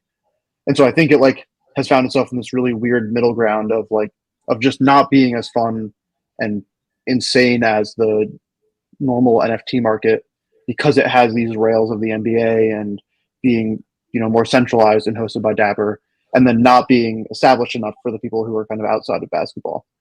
And so I think kind of like the bet for Top Shot is that the craziness, like Peter was saying, of the NFT bull market and like the total insanity and garbage that people are pumping based on this like pot shot dream of a play to earn metaverse game that's worth $10 billion goes away. And some of those people do end up coming back to Top Shot because it is something they like that is more sustainable. And alongside that, the people who are not yet into NFTs or like the older crowd who are buying these things kind of move on. And you have a young group of people who are more open to sports collectibles being digital. And so if you have like a culmination of those two things, I could see it doing really well. But they're just like are kind of a lot of external factors, I think, where a year ago, if things had gone differently, they wouldn't necessarily be in the same position. But now they're kind of reliant on waiting for NFT hype to die down and waiting for the next wave of like collectors who are currently still only focused on like traditional sports cards. One really important thing I wanted to talk about that could be better formed for this group. I'm having a ton of regret just like looking back on last year. Obviously during bad times you start saying, oh, I should have done this differently, and I think that's broadly the case. But to me, probably my biggest regret is Top Shot itself, just my decision making. And we were we were actually early to this. We saw this 10-20x rise on all these assets, and I personally didn't sell anything because I didn't want to be like, obviously it's transparent, and I didn't want to be like the guy, like, I shouldn't say I didn't sell anything. I flipped a couple things to like reinvest the capital into something bigger, but like I didn't take chips off the table because I didn't want to be seen as like some shiller and like, oh, this guy's pumping and dumping, like, and obviously, I think all of us brought people into the space. But I'm having a lot of regrets. Like I had so much money into Top Shot, and like Mike obviously has a huge bag. Andy, I know you do the same. Adam, I know you invested. Pete, Jack, like all of us did. And like, Thanks, I don't know. Pete. Have you guys had any thoughts on this? Like, maybe this is just a bias given the results, but like that, if I look at all my actions, like I made tons of mistakes, I had tons of things that went well, and like the one thing I was just like, I definitely think I acted irrationally to like basically try to be like a good person. I'm not even a good person, but like I tried not to be the pump and dump guy. What are you guys' thoughts on that? Like, how do you guys think about things going forward? Oh, that's why going out and pumping stuff is a bad idea, because then I feel bad if it goes to shit or if I have to sell. You know what I mean? Like I'd rather never pump anything. You know what I mean? So yeah, and is that why like tokens you can feel good about? You can be like on dots and unders. That's a winner though, Jack. There's a difference. Gotcha. No, my take on Top Shot was always that I actually think Top Shot is awesome. Like, I know I make fun of all this shit a lot. I think Top Shot is awesome platform, awesome execution just from like the outside looking in. The pricing was just absolutely out of control. It can be a really cool platform, and the pricing can be totally fucked. Like, you know, so I have no idea where the pricing is going to go. I still think the platform is awesome. So I don't know. Personal, I don't feel any regret on not selling at the top because we weren't pumping and dumping, but we were talking a lot about it. We were talking about the potential. I don't feel the regret. I think if anything, a lot of my reasoning for not selling was I've like joked about it, but it's very true. Like I'm an awful trader, and like stuff I would have sold, even if I had never talked about Top Shot in my life, I would have sold at, $10,000. And then it went up to, $100,000. And so I think there's equal amounts of regret if a lot of people I'm sure sold very, very early. So I don't have regret. I think, like someone said, we gambled and lost. Like there was I actually thought we were making calculated bets on Roham and the team. And, there was a lot of really good, it felt like you were playing in a game that was really strong. Like Levitan said, it is a really good product. It feels like everything went wrong. It feels like they blew a 3-1 lead after winning 73 regular season games. Like it almost feels like you're up 3-1 in the finals. You're the Warriors. Like at that moment, of course you weren't going to sell. Okay, Cleveland steals a game back. Okay, they got one, but Draymond's coming back. Like you were betting on what felt like the best horse. And now, looking in hindsight, I think it's helpful, right? Hindsight 2020. So I actually don't feel as much regret because I think from a, personal standpoint, I wasn't going to sell. And just from like what our show was, I wouldn't have felt right selling. It's not like when we were talking like best moments to buy and then flip. Of course, anyone can do what they want, but there was like some real. We were talking about this shit a lot. Yeah, and there's something. Yeah. There's like, oh, go ahead, Andy. No, go ahead, Pete. I was just going to say there's like a bit of a cruel irony to, I mean, there's a reason none of us here like really sold any Top Shots and we're all sitting on our same bag because it did feel like we were early. It felt like we were betting on a collectible that we were willing to bet on long-term. And it's ironic that the wave that Top Shot ushered in was actually an NFT flipper wave. And that kind of blowback almost ruined the thesis of the initial like collectible buys there. And we entered this new wave. And so now we're all kind of stuck in this weird limbo where it's like everyone participating in the market is wanting to flip, which is fine. It's a free market, but it's like what ushered it in was this more pure collectible. And now you've seen Top Shot scrambling to deliver utility and value to all of this stuff, which is like bastardized the whole reason we were excited about buying into it in the first place and has us all questioning, can this actually be a collectible that holds value long-term? Yeah, I would say like for me, obviously I should have sold more when it was at the top. Like my Top Shot account was worth more than my entire net worth at any given point in my life. Like I was a fucking idiot. So like, yeah. But like, I think like that's really just more so than just Top Shot. It's being married to like your bags and the things that you're excited about. And it's like, at that point, when Top Shot is going crazy and all of that, no matter how excited I am and how much I love basketball and all of that and everything involved with that, like you definitely take some off the table. That's just like the right thing to do. But in general, I mean, like I can't really complain. I fortunately have still made money on Top Shot. It's like it's not like I'm down bad on Top Shot. And I tried. One thing I have done pretty well is I'm pretty good at disassociating like paper net worth at any given time from like how much money I actually have that I have cashed out of the degenerate things that I'm doing at any given point. And so, yeah, I think for me, it's more so this was my first time kind of in a crypto cycle where I had people care about what I was doing, which was weird and something that I was not used to. And now I feel like I've learned a lot about that and how to deal with it. And so, yeah, I think I've gotten better at it. and just kind of generally knowing that like I know that I'm not doing anything malicious or ever trying to like pump something or dump something, and if I'm selling something, I have a reason to, and so I don't feel bad about it. But yeah, in general, like obviously, if I could do things differently, I would have sold the top and bought the bottom. But definitely, like trying to be better at consistently taking some off the table when things are going well, and kind of setting myself up for when things aren't going well, having more cash. What in your life cycle, where would you have felt things were going well? Because I actually, the Wall Street Journal came into his house to write an article about him. Yeah, there was actually, I don't remember like when exactly it was. God, all right, there we go.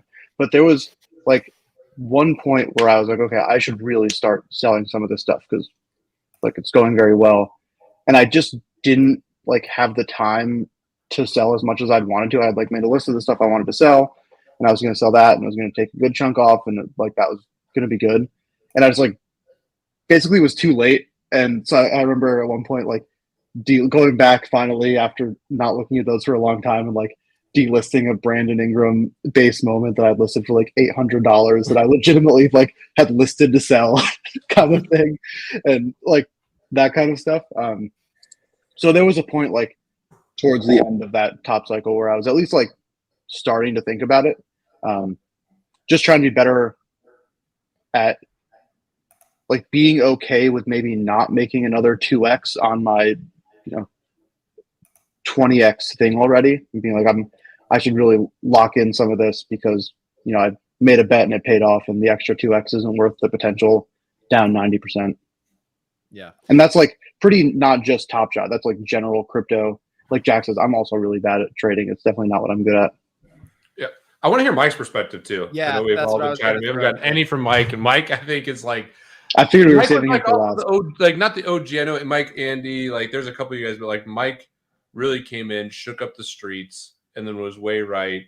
And you also had like a claim like up front, like, hey, I'm in this for the long term. And I do think that something that where you and I are in the same mindset, and I really resonated with you, and it was great to hear perspectives. Like I'm a long-term investor broadly. And like that's the stuff I feel like I can actually make good bets on. Like I'm not a great trader either.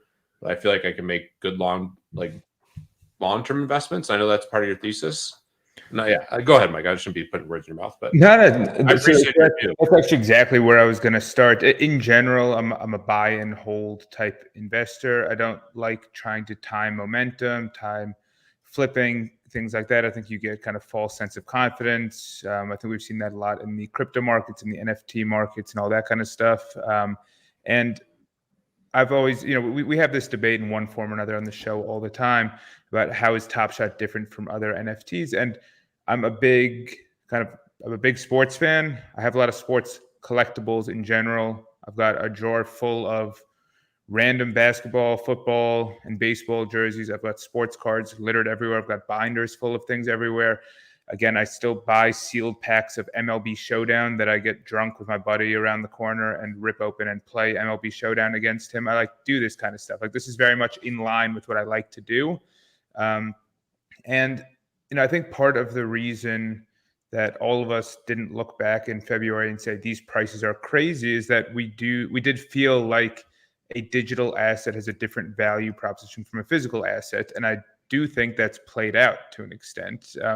If you think about Bored Apes relative to anything similar to Bored Apes that came before, this is many, many multiples of where anything else like this peaked before.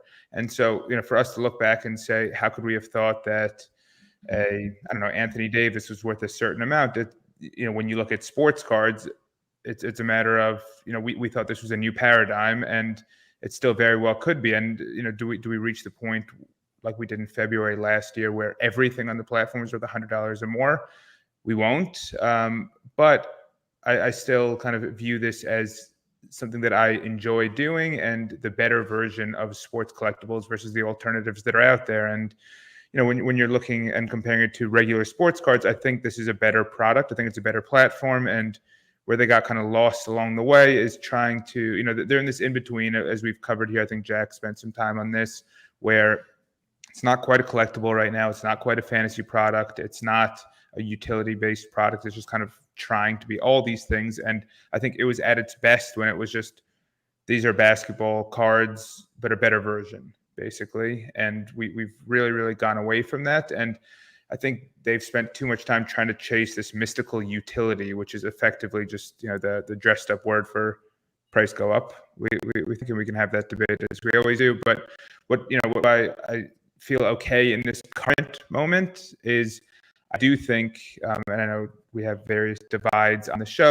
that a lot of NFT world is the most exciting part of it is that the price went up. And so if the price stops going up, then you might actually look at what it looks like or what it actually does for you and the promises that were made and what can actually be honored. And then maybe people gravitate towards things they actually like as hobbies and they're excited about a platform, and potentially that can help out Top Shot. But I do think on Dapper's side of things, they really need to get their footing and kind of establish what is the platform. Is this a next age fantasy game, which I really don't think they should lean on too hard, just because the platform is not set up for that. And we have really, really good fantasy options as sports fans between Underdog and DraftKings and FanDuel and whatever else. We have really good fantasy options. So if people want fantasy sports, they go do that. They don't need Top Shot for that. So I think Top Shot needs to identify its kind of niche. And AG, everyone knows AG is the favorite Top Shot troll. He's currently railing on Top Shot for sponsoring a digital conference instead of a sports collectibles conference. And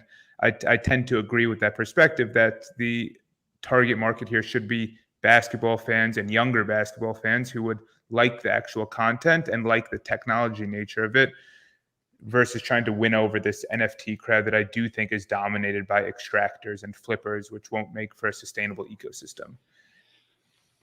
Well, what do you think, Mike, about this idea of what drew you in to Top Shot was the collectible nature, but then you've seen Top Shot's decisions and roadmap be pretty reactive to more current trends and people demanding utility and gamification and all of this stuff? Can you put the genie back in the collectible bottle in this case? Or now that just the market demands these kind of things from their NFTs, are we now on an alternate timeline that can never be reversed? So I think they recognize, I think the move to Top Shot Score, for example, is more purely saying, let the market dictate which of these is fun and interesting to own, and let's us as Dapper step back our level of involvement and kind of the puppeteering approach that I mentioned before. And I think that's a step in the right direction.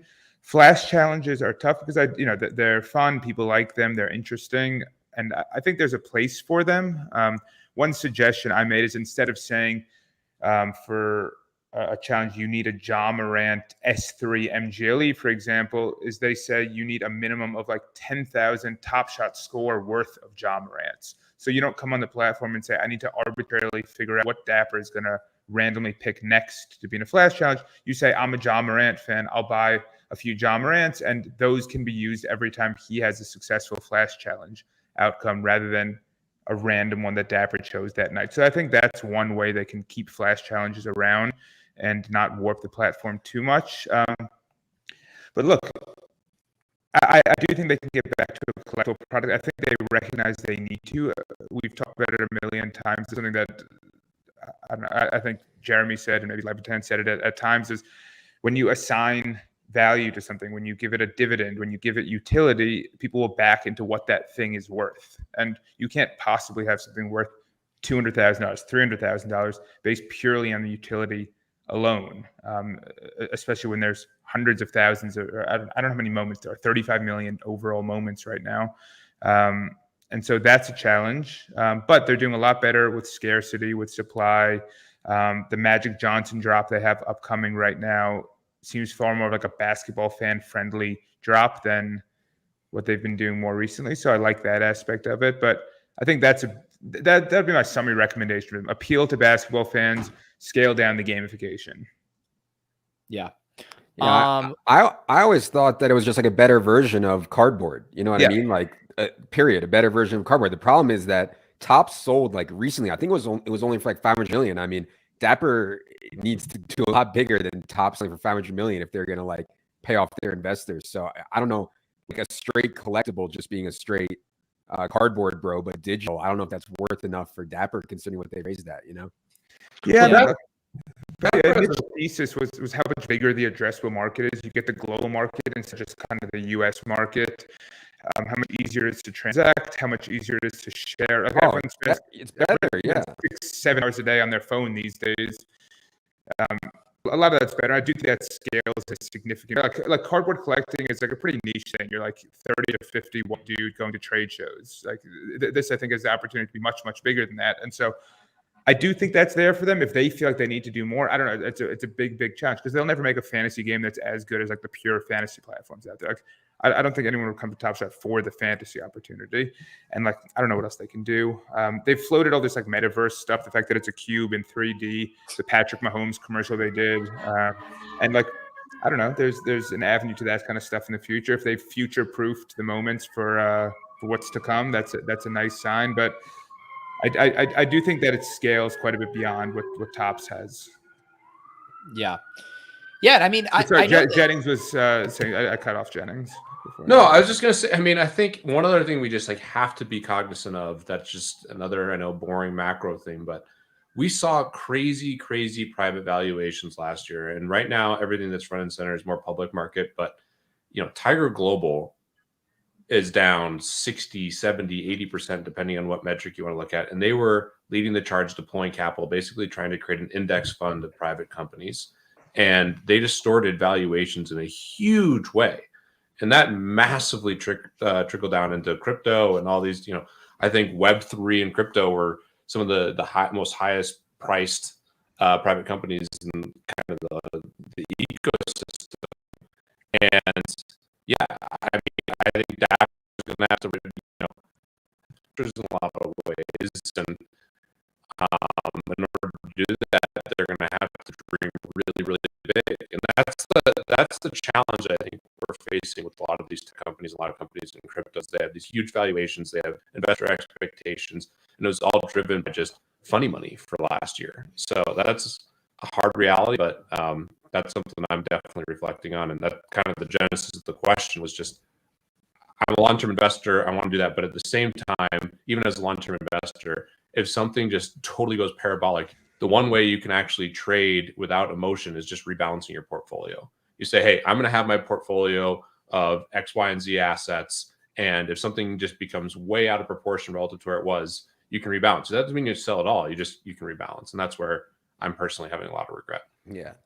I want to rebalance all the time, and then I get like paralyzed by taxes. I'm like, oh, if I sell this now, it's before long-term capital gains, and that's dumb. And then next thing I know, I wait for long-term capital gains, and I'm holding my dick in my hands because it went to zero. You know what I mean?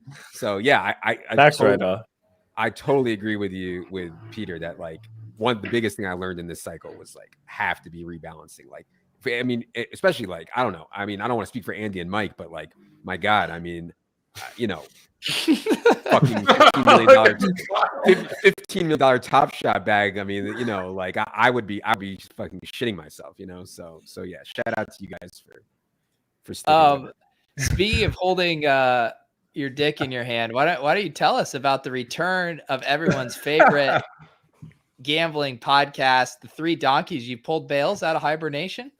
Bales is alive. For those guys that didn't know, Bales is alive and excited to do the show. I'm sure a lot of people don't even know that we did Three Donkeys before, and it kind of pittered out. We were talking about topics that corporate wasn't too excited about, and thankfully now corporate is us, and so we're bringing it back. That's great to hear. What can the people expect? Is this similar format? Are we just playing the hits? Or are you guys, cooking up innovative podcasting concepts? Good idea. Good question. If anybody out there has ideas for segments, we're currently listening. Can I interest you into like a gambling Olympics setup where you have all these degenerate activities and it's very shoddily thrown together? Yeah, exactly. And my favorite stuff is like the prop bets that we do. We did a bunch of like eating prop bets and exercise prop bets and competitions, and stuff like that. And I think just like doing a lot of that stuff and talking about a lot is good for sure. But I know everybody wants Bale's cryptos takes too, and we'll be sure to get that. How often will Donkeys record? Once a week, bro. Come on. I mean, how, Yeah. So what he means by that is once every couple of weeks when Bales gets on the mic. Pete, unmute yourself. Aren't you excited about the 3 Donkeys return? Yeah, I mean, it's like some of the most fun I've ever had. I mean, we've had all sorts of highs and lows, and we're gonna have some great topics to discuss. I wish I was here the week Luna and Terra crashed. That was a whole another learning experience. We've got all the fun stuff going on at ETR. We got all the crypto stuff. We got, we have endless topics. Adam and I see each other all the time playing basketball now. We need to do a prop with Bales.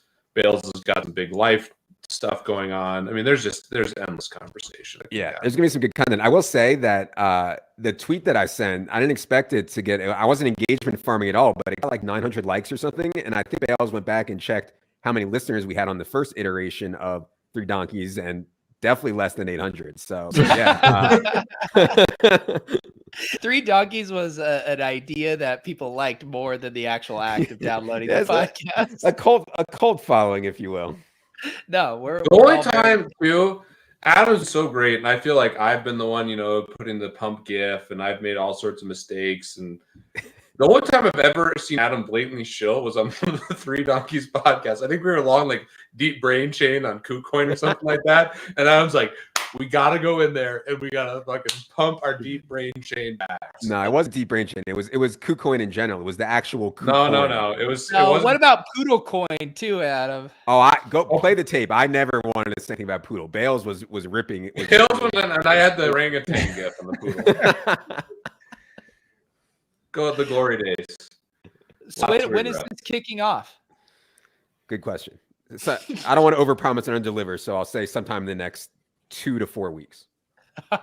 That's a nice range there. I assume Lodden Thinks going to be a staple of the show. Yeah, Bales doesn't want to do a show. He just wants to literally go on and do Lodden Thinks. Yeah, I mean, it's good. It's good stuff. Bales is also printing money versus Adam and I. Like, I think Adam and I like generally like kind of trade money, and then Bales just makes money off of us. Yeah. The people are excited to hear you two. I mean, don't get me wrong, but I mean, Bale's here. He's the recluse. He's the one that no one knows what he's up to right now. Leave the people wanting more. That's the key, man. I know Bales has got the people on the string for sure. That's right. I mean, this guy gives us like one Lucky Trader article every 6 months and then just disappears.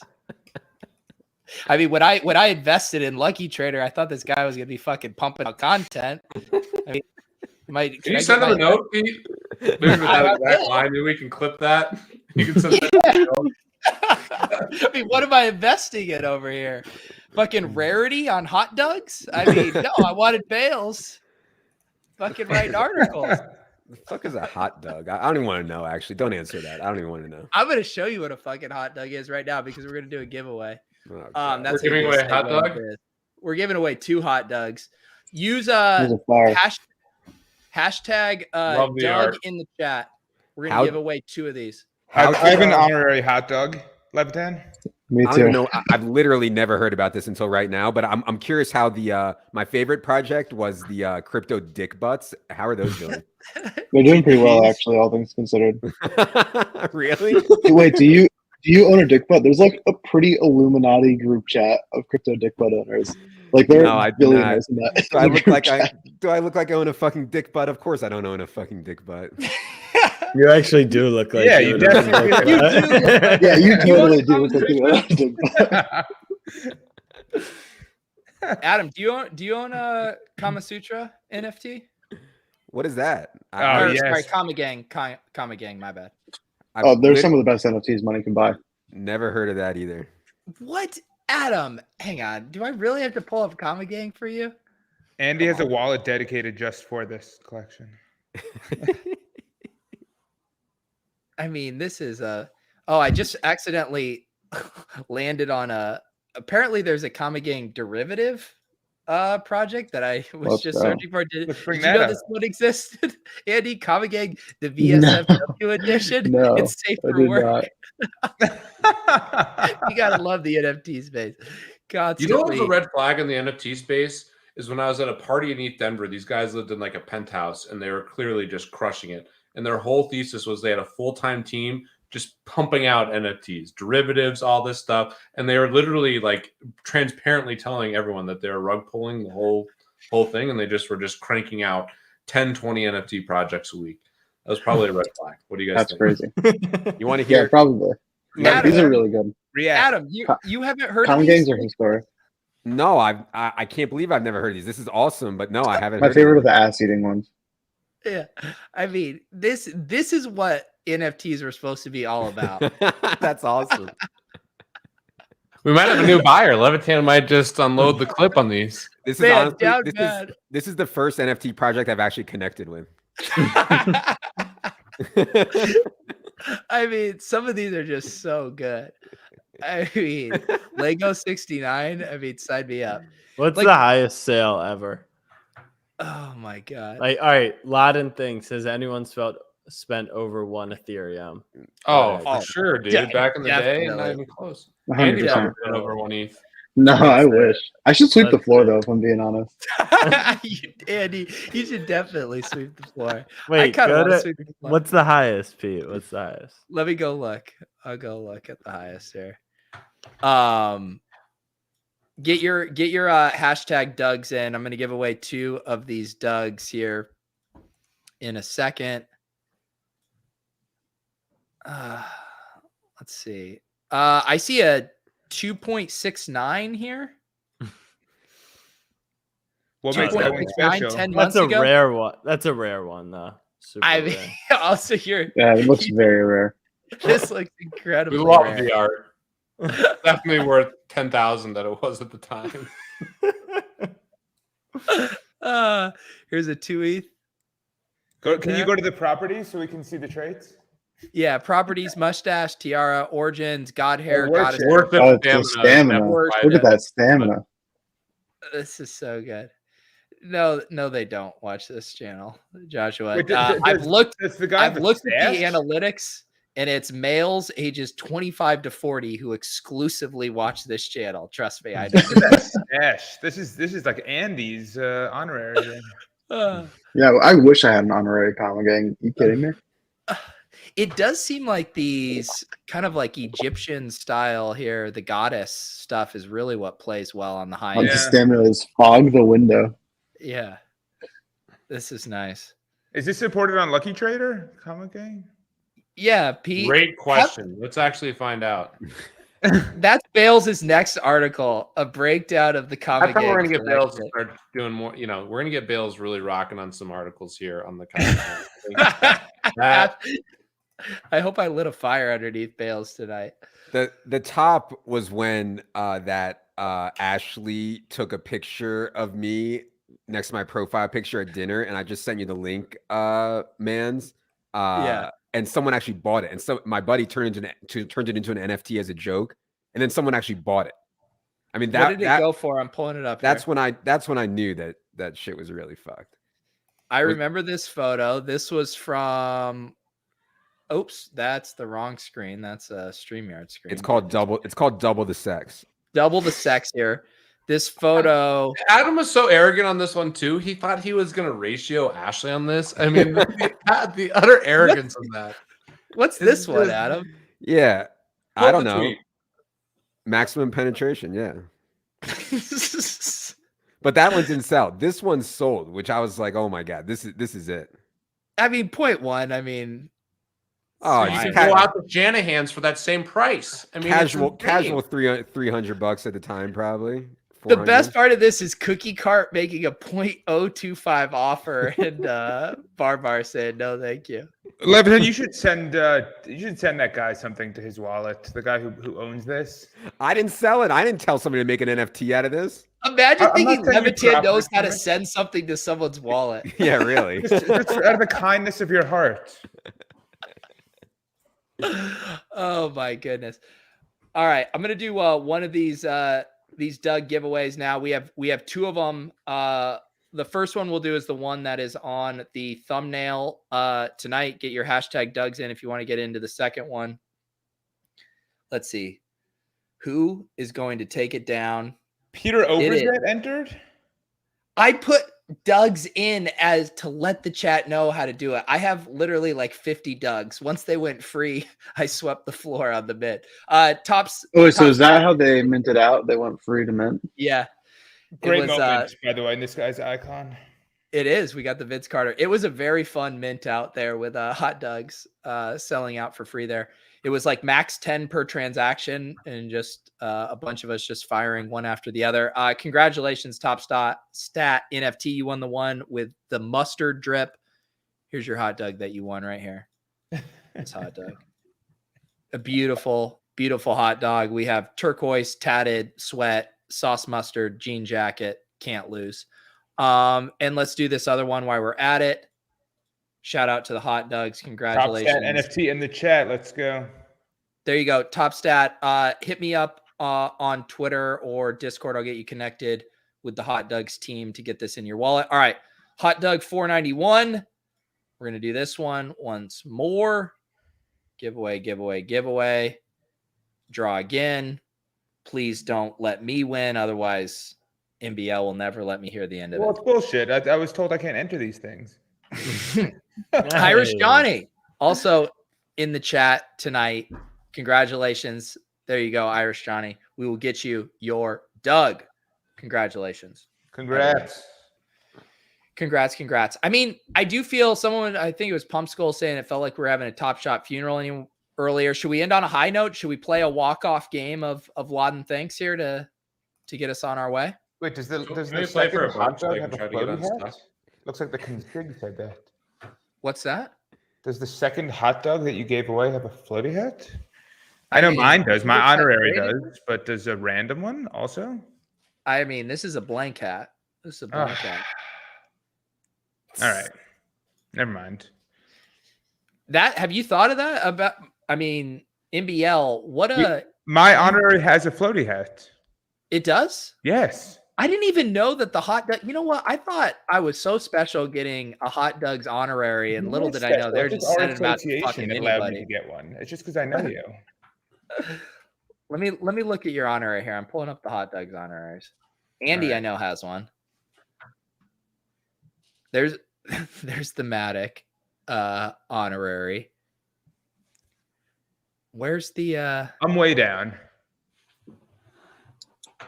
Fucking Gary V. There we go. There's NBL number 30. Number 30, which makes sense. Oh, there's 30 cosmic. Cosmic. Yeah. That is a cool one. That's thoughtful. With the floaty hats. I like it. Where's Andy's?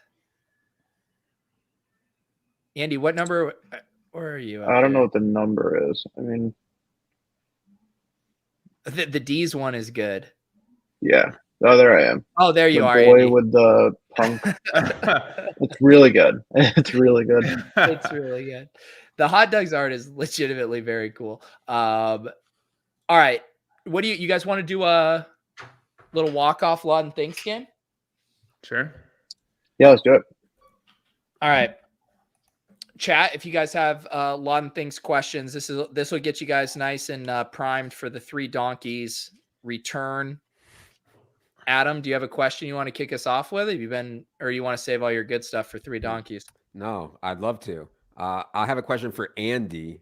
The question I'm going to ask Andy is, how many people at what was it called, Veecon or whatever?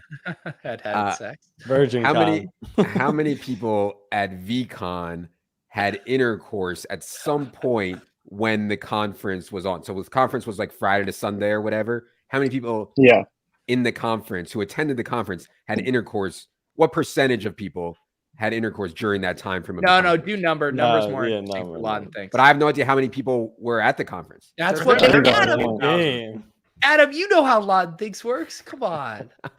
You could tell me 100 and you could tell me 100,000 and I'd have no idea. That's what makes Lodden Thinks great, Adam. All right, so how many people who attended the conference also had intercourse that weekend? Correct. Yeah. Get out of here with a percentage. We need outlandish numbers. Who are we guessing? Andy's going to answer. Andy's guessing. We're talking all like just regular sex, like blowjobs, no good. Hand jobs, Like no oral good. sex. No, I need actual penetration. Clip that Any one. type of penetration. All I need is a 2-second clip of Adam saying I need actual penetration. Andy, never mind. I'm just gonna guess my guess. How many nights was the conference, Andy? It was 3 nights. 3. Friday, Saturday, Sunday. Crazy Well, nights. Sunday was the last day. Are we counting Sunday night? When was the conference officially wrapped? Sunday evening. Do you know someone who had sex Sunday? I don't know about you guys, but I get horniest on the last day of the conference traditionally.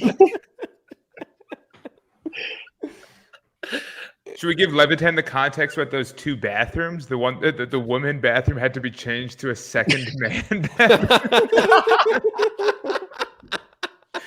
Pete, can you bring up that picture? Do you have that picture? No, send me that. I missed. Oh, you must have seen it. Come on. Oh, that's No, amazing. I missed Okay.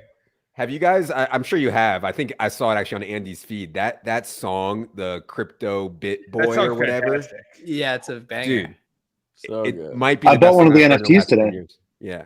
Do you know You those did? people? Yeah, they sold. Not really, but they sold NFTs of the song today. I bought one. Really? Yeah, We I need. love All We right, need to Overzet, I'm just, sending it to I'm ready, by the way. our group. all right, thing. hang on. But for any of our viewers who haven't heard this, I need to give them a few bucks. Boy, you can. All right. Oh, we incredible cut out stuff. the last verse. All right. My wife Arby's follows really her gets singing some it. collateral damage in that song. That's Wow. amazing. So this was a real photo from Veecon. Wow. For men and shorter men. Oh my god. All right, so let that inform your guesses here. Wait, I I'm need ready. to tweet that. Where And- whose Twitter is that on? I'll send it Andy, to you. you got your number? Yeah. All right. And sorry, is this number? Hang on, Jeff. What do you mean? I thought that was actually a little high. Hang on, I had a question.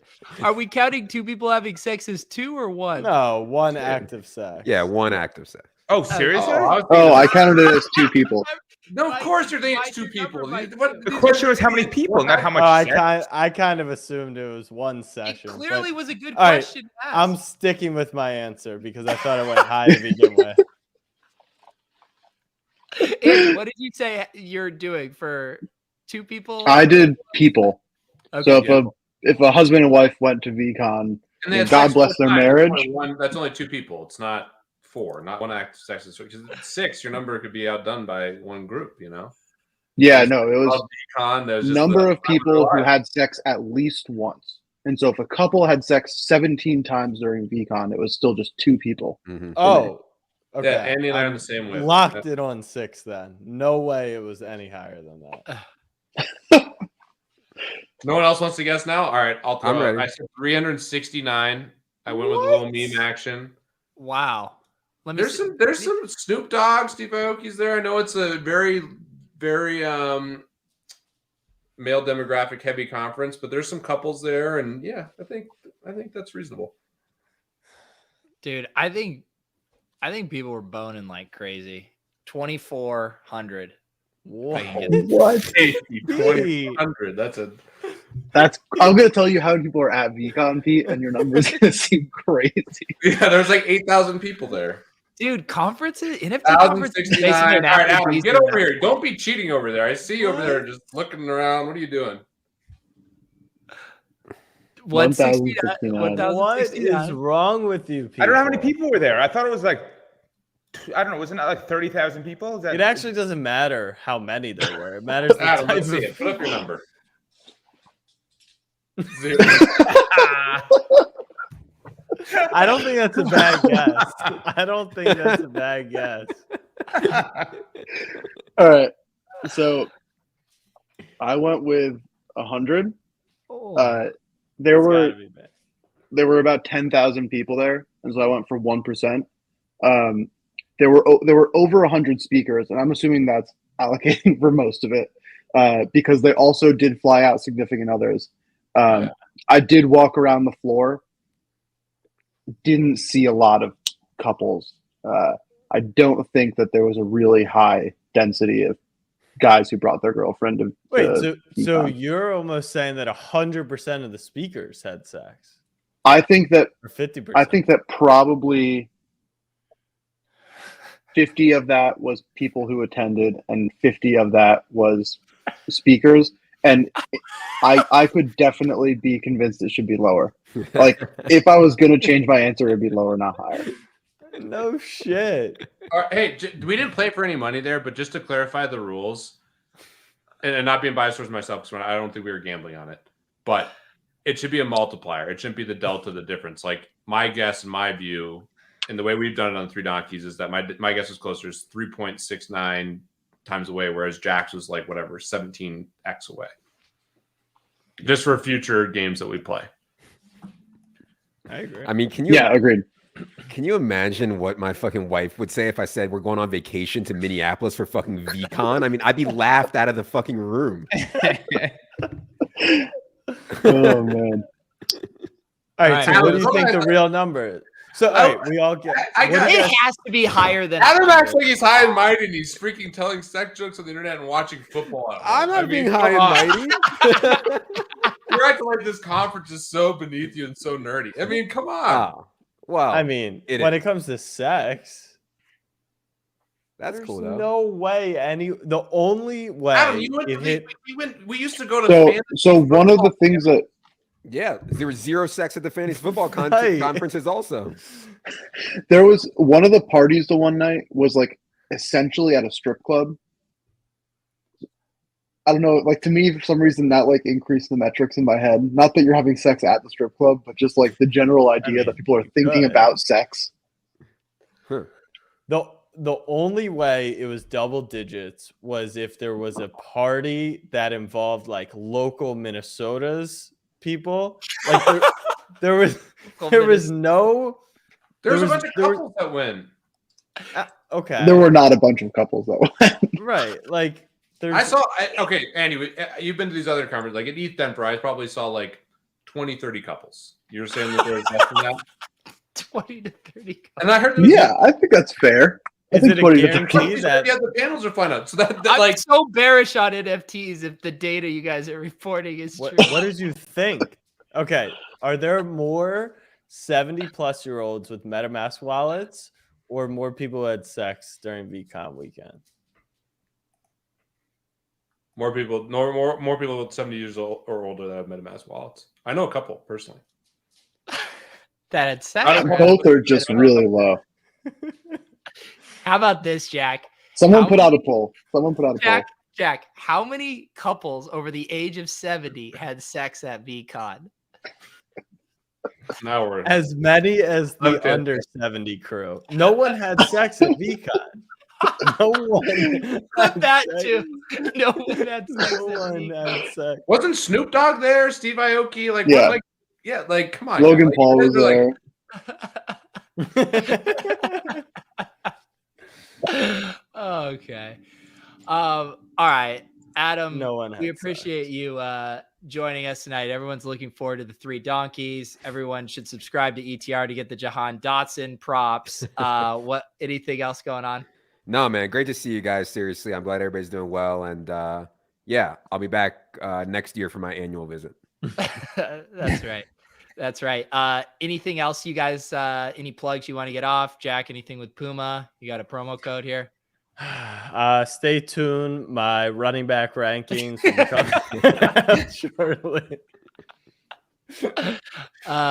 Pete? I got nothing. I mean, Adam is just out of this world. I mean, this guy, I can't make fun of the NFT bros. I'm a huge nerd. Fantasy football is just as nerdy. no, I think it's a good bit. It's just like you're really beforehand when they're starting to do well, you felt you could dig on them a little bit, but they're doing well, so Right. you couldn't go out. But now that they're buried, you're just No. I did like a 10-minute rant on multiple podcasts about the NFT shit. I know you were burying the NFT. That was the that was the peak of it. Yeah, the bros though, you're feeling. Feeling No, listen. Last thing I want to do is, but believe me, I'm absolutely stone cold buried also, and that's the reason I'm playing this 25K just to try to get lucky one time and get unstuck somehow. But yeah, I mean, I'm stone cold buried also. The last thing I want to do is kick people while they're down. No, Can you put Mike Rob's comment up before we depart? Like this part, you're saying 50 couples. Like, what percent of those couples smashed? Like, what else is there to do? Fucking jerk off to your hot dogs. I don't know, like half that. Jerk off to your hot Do you think more people jerked off to their NFTs at Veecon or had sex? Oh, What do you think that second men's bathroom Jerked was off. for? Jerked off. No, but it's All not right. just jerked off. You have to have been like looking at your NFTs. Yeah, the comma gangs got me a little bricked up during our stream. I haven't heard that one before. Bricked up. I might have to use that. It's it's for pretty the good. younger demo. Yeah, I I could agree. get some more That either. terms. I could get some And more do you terms. have? No, I have not. Wow. All right. Jack always tries to group you and Andy together as the young guys, but it seems the divide is here. Mike, do you have a wholesome outro for us? A wholesome outro? Yeah, we got to get that. I mean, a lot of filth on this show tonight. My dad was watching this show. Shout out to my dad. Andy's dad watches the show and he's a pastor. My dad literally texted me just a second ago. This is degenerate, totally. And I said, "Yep."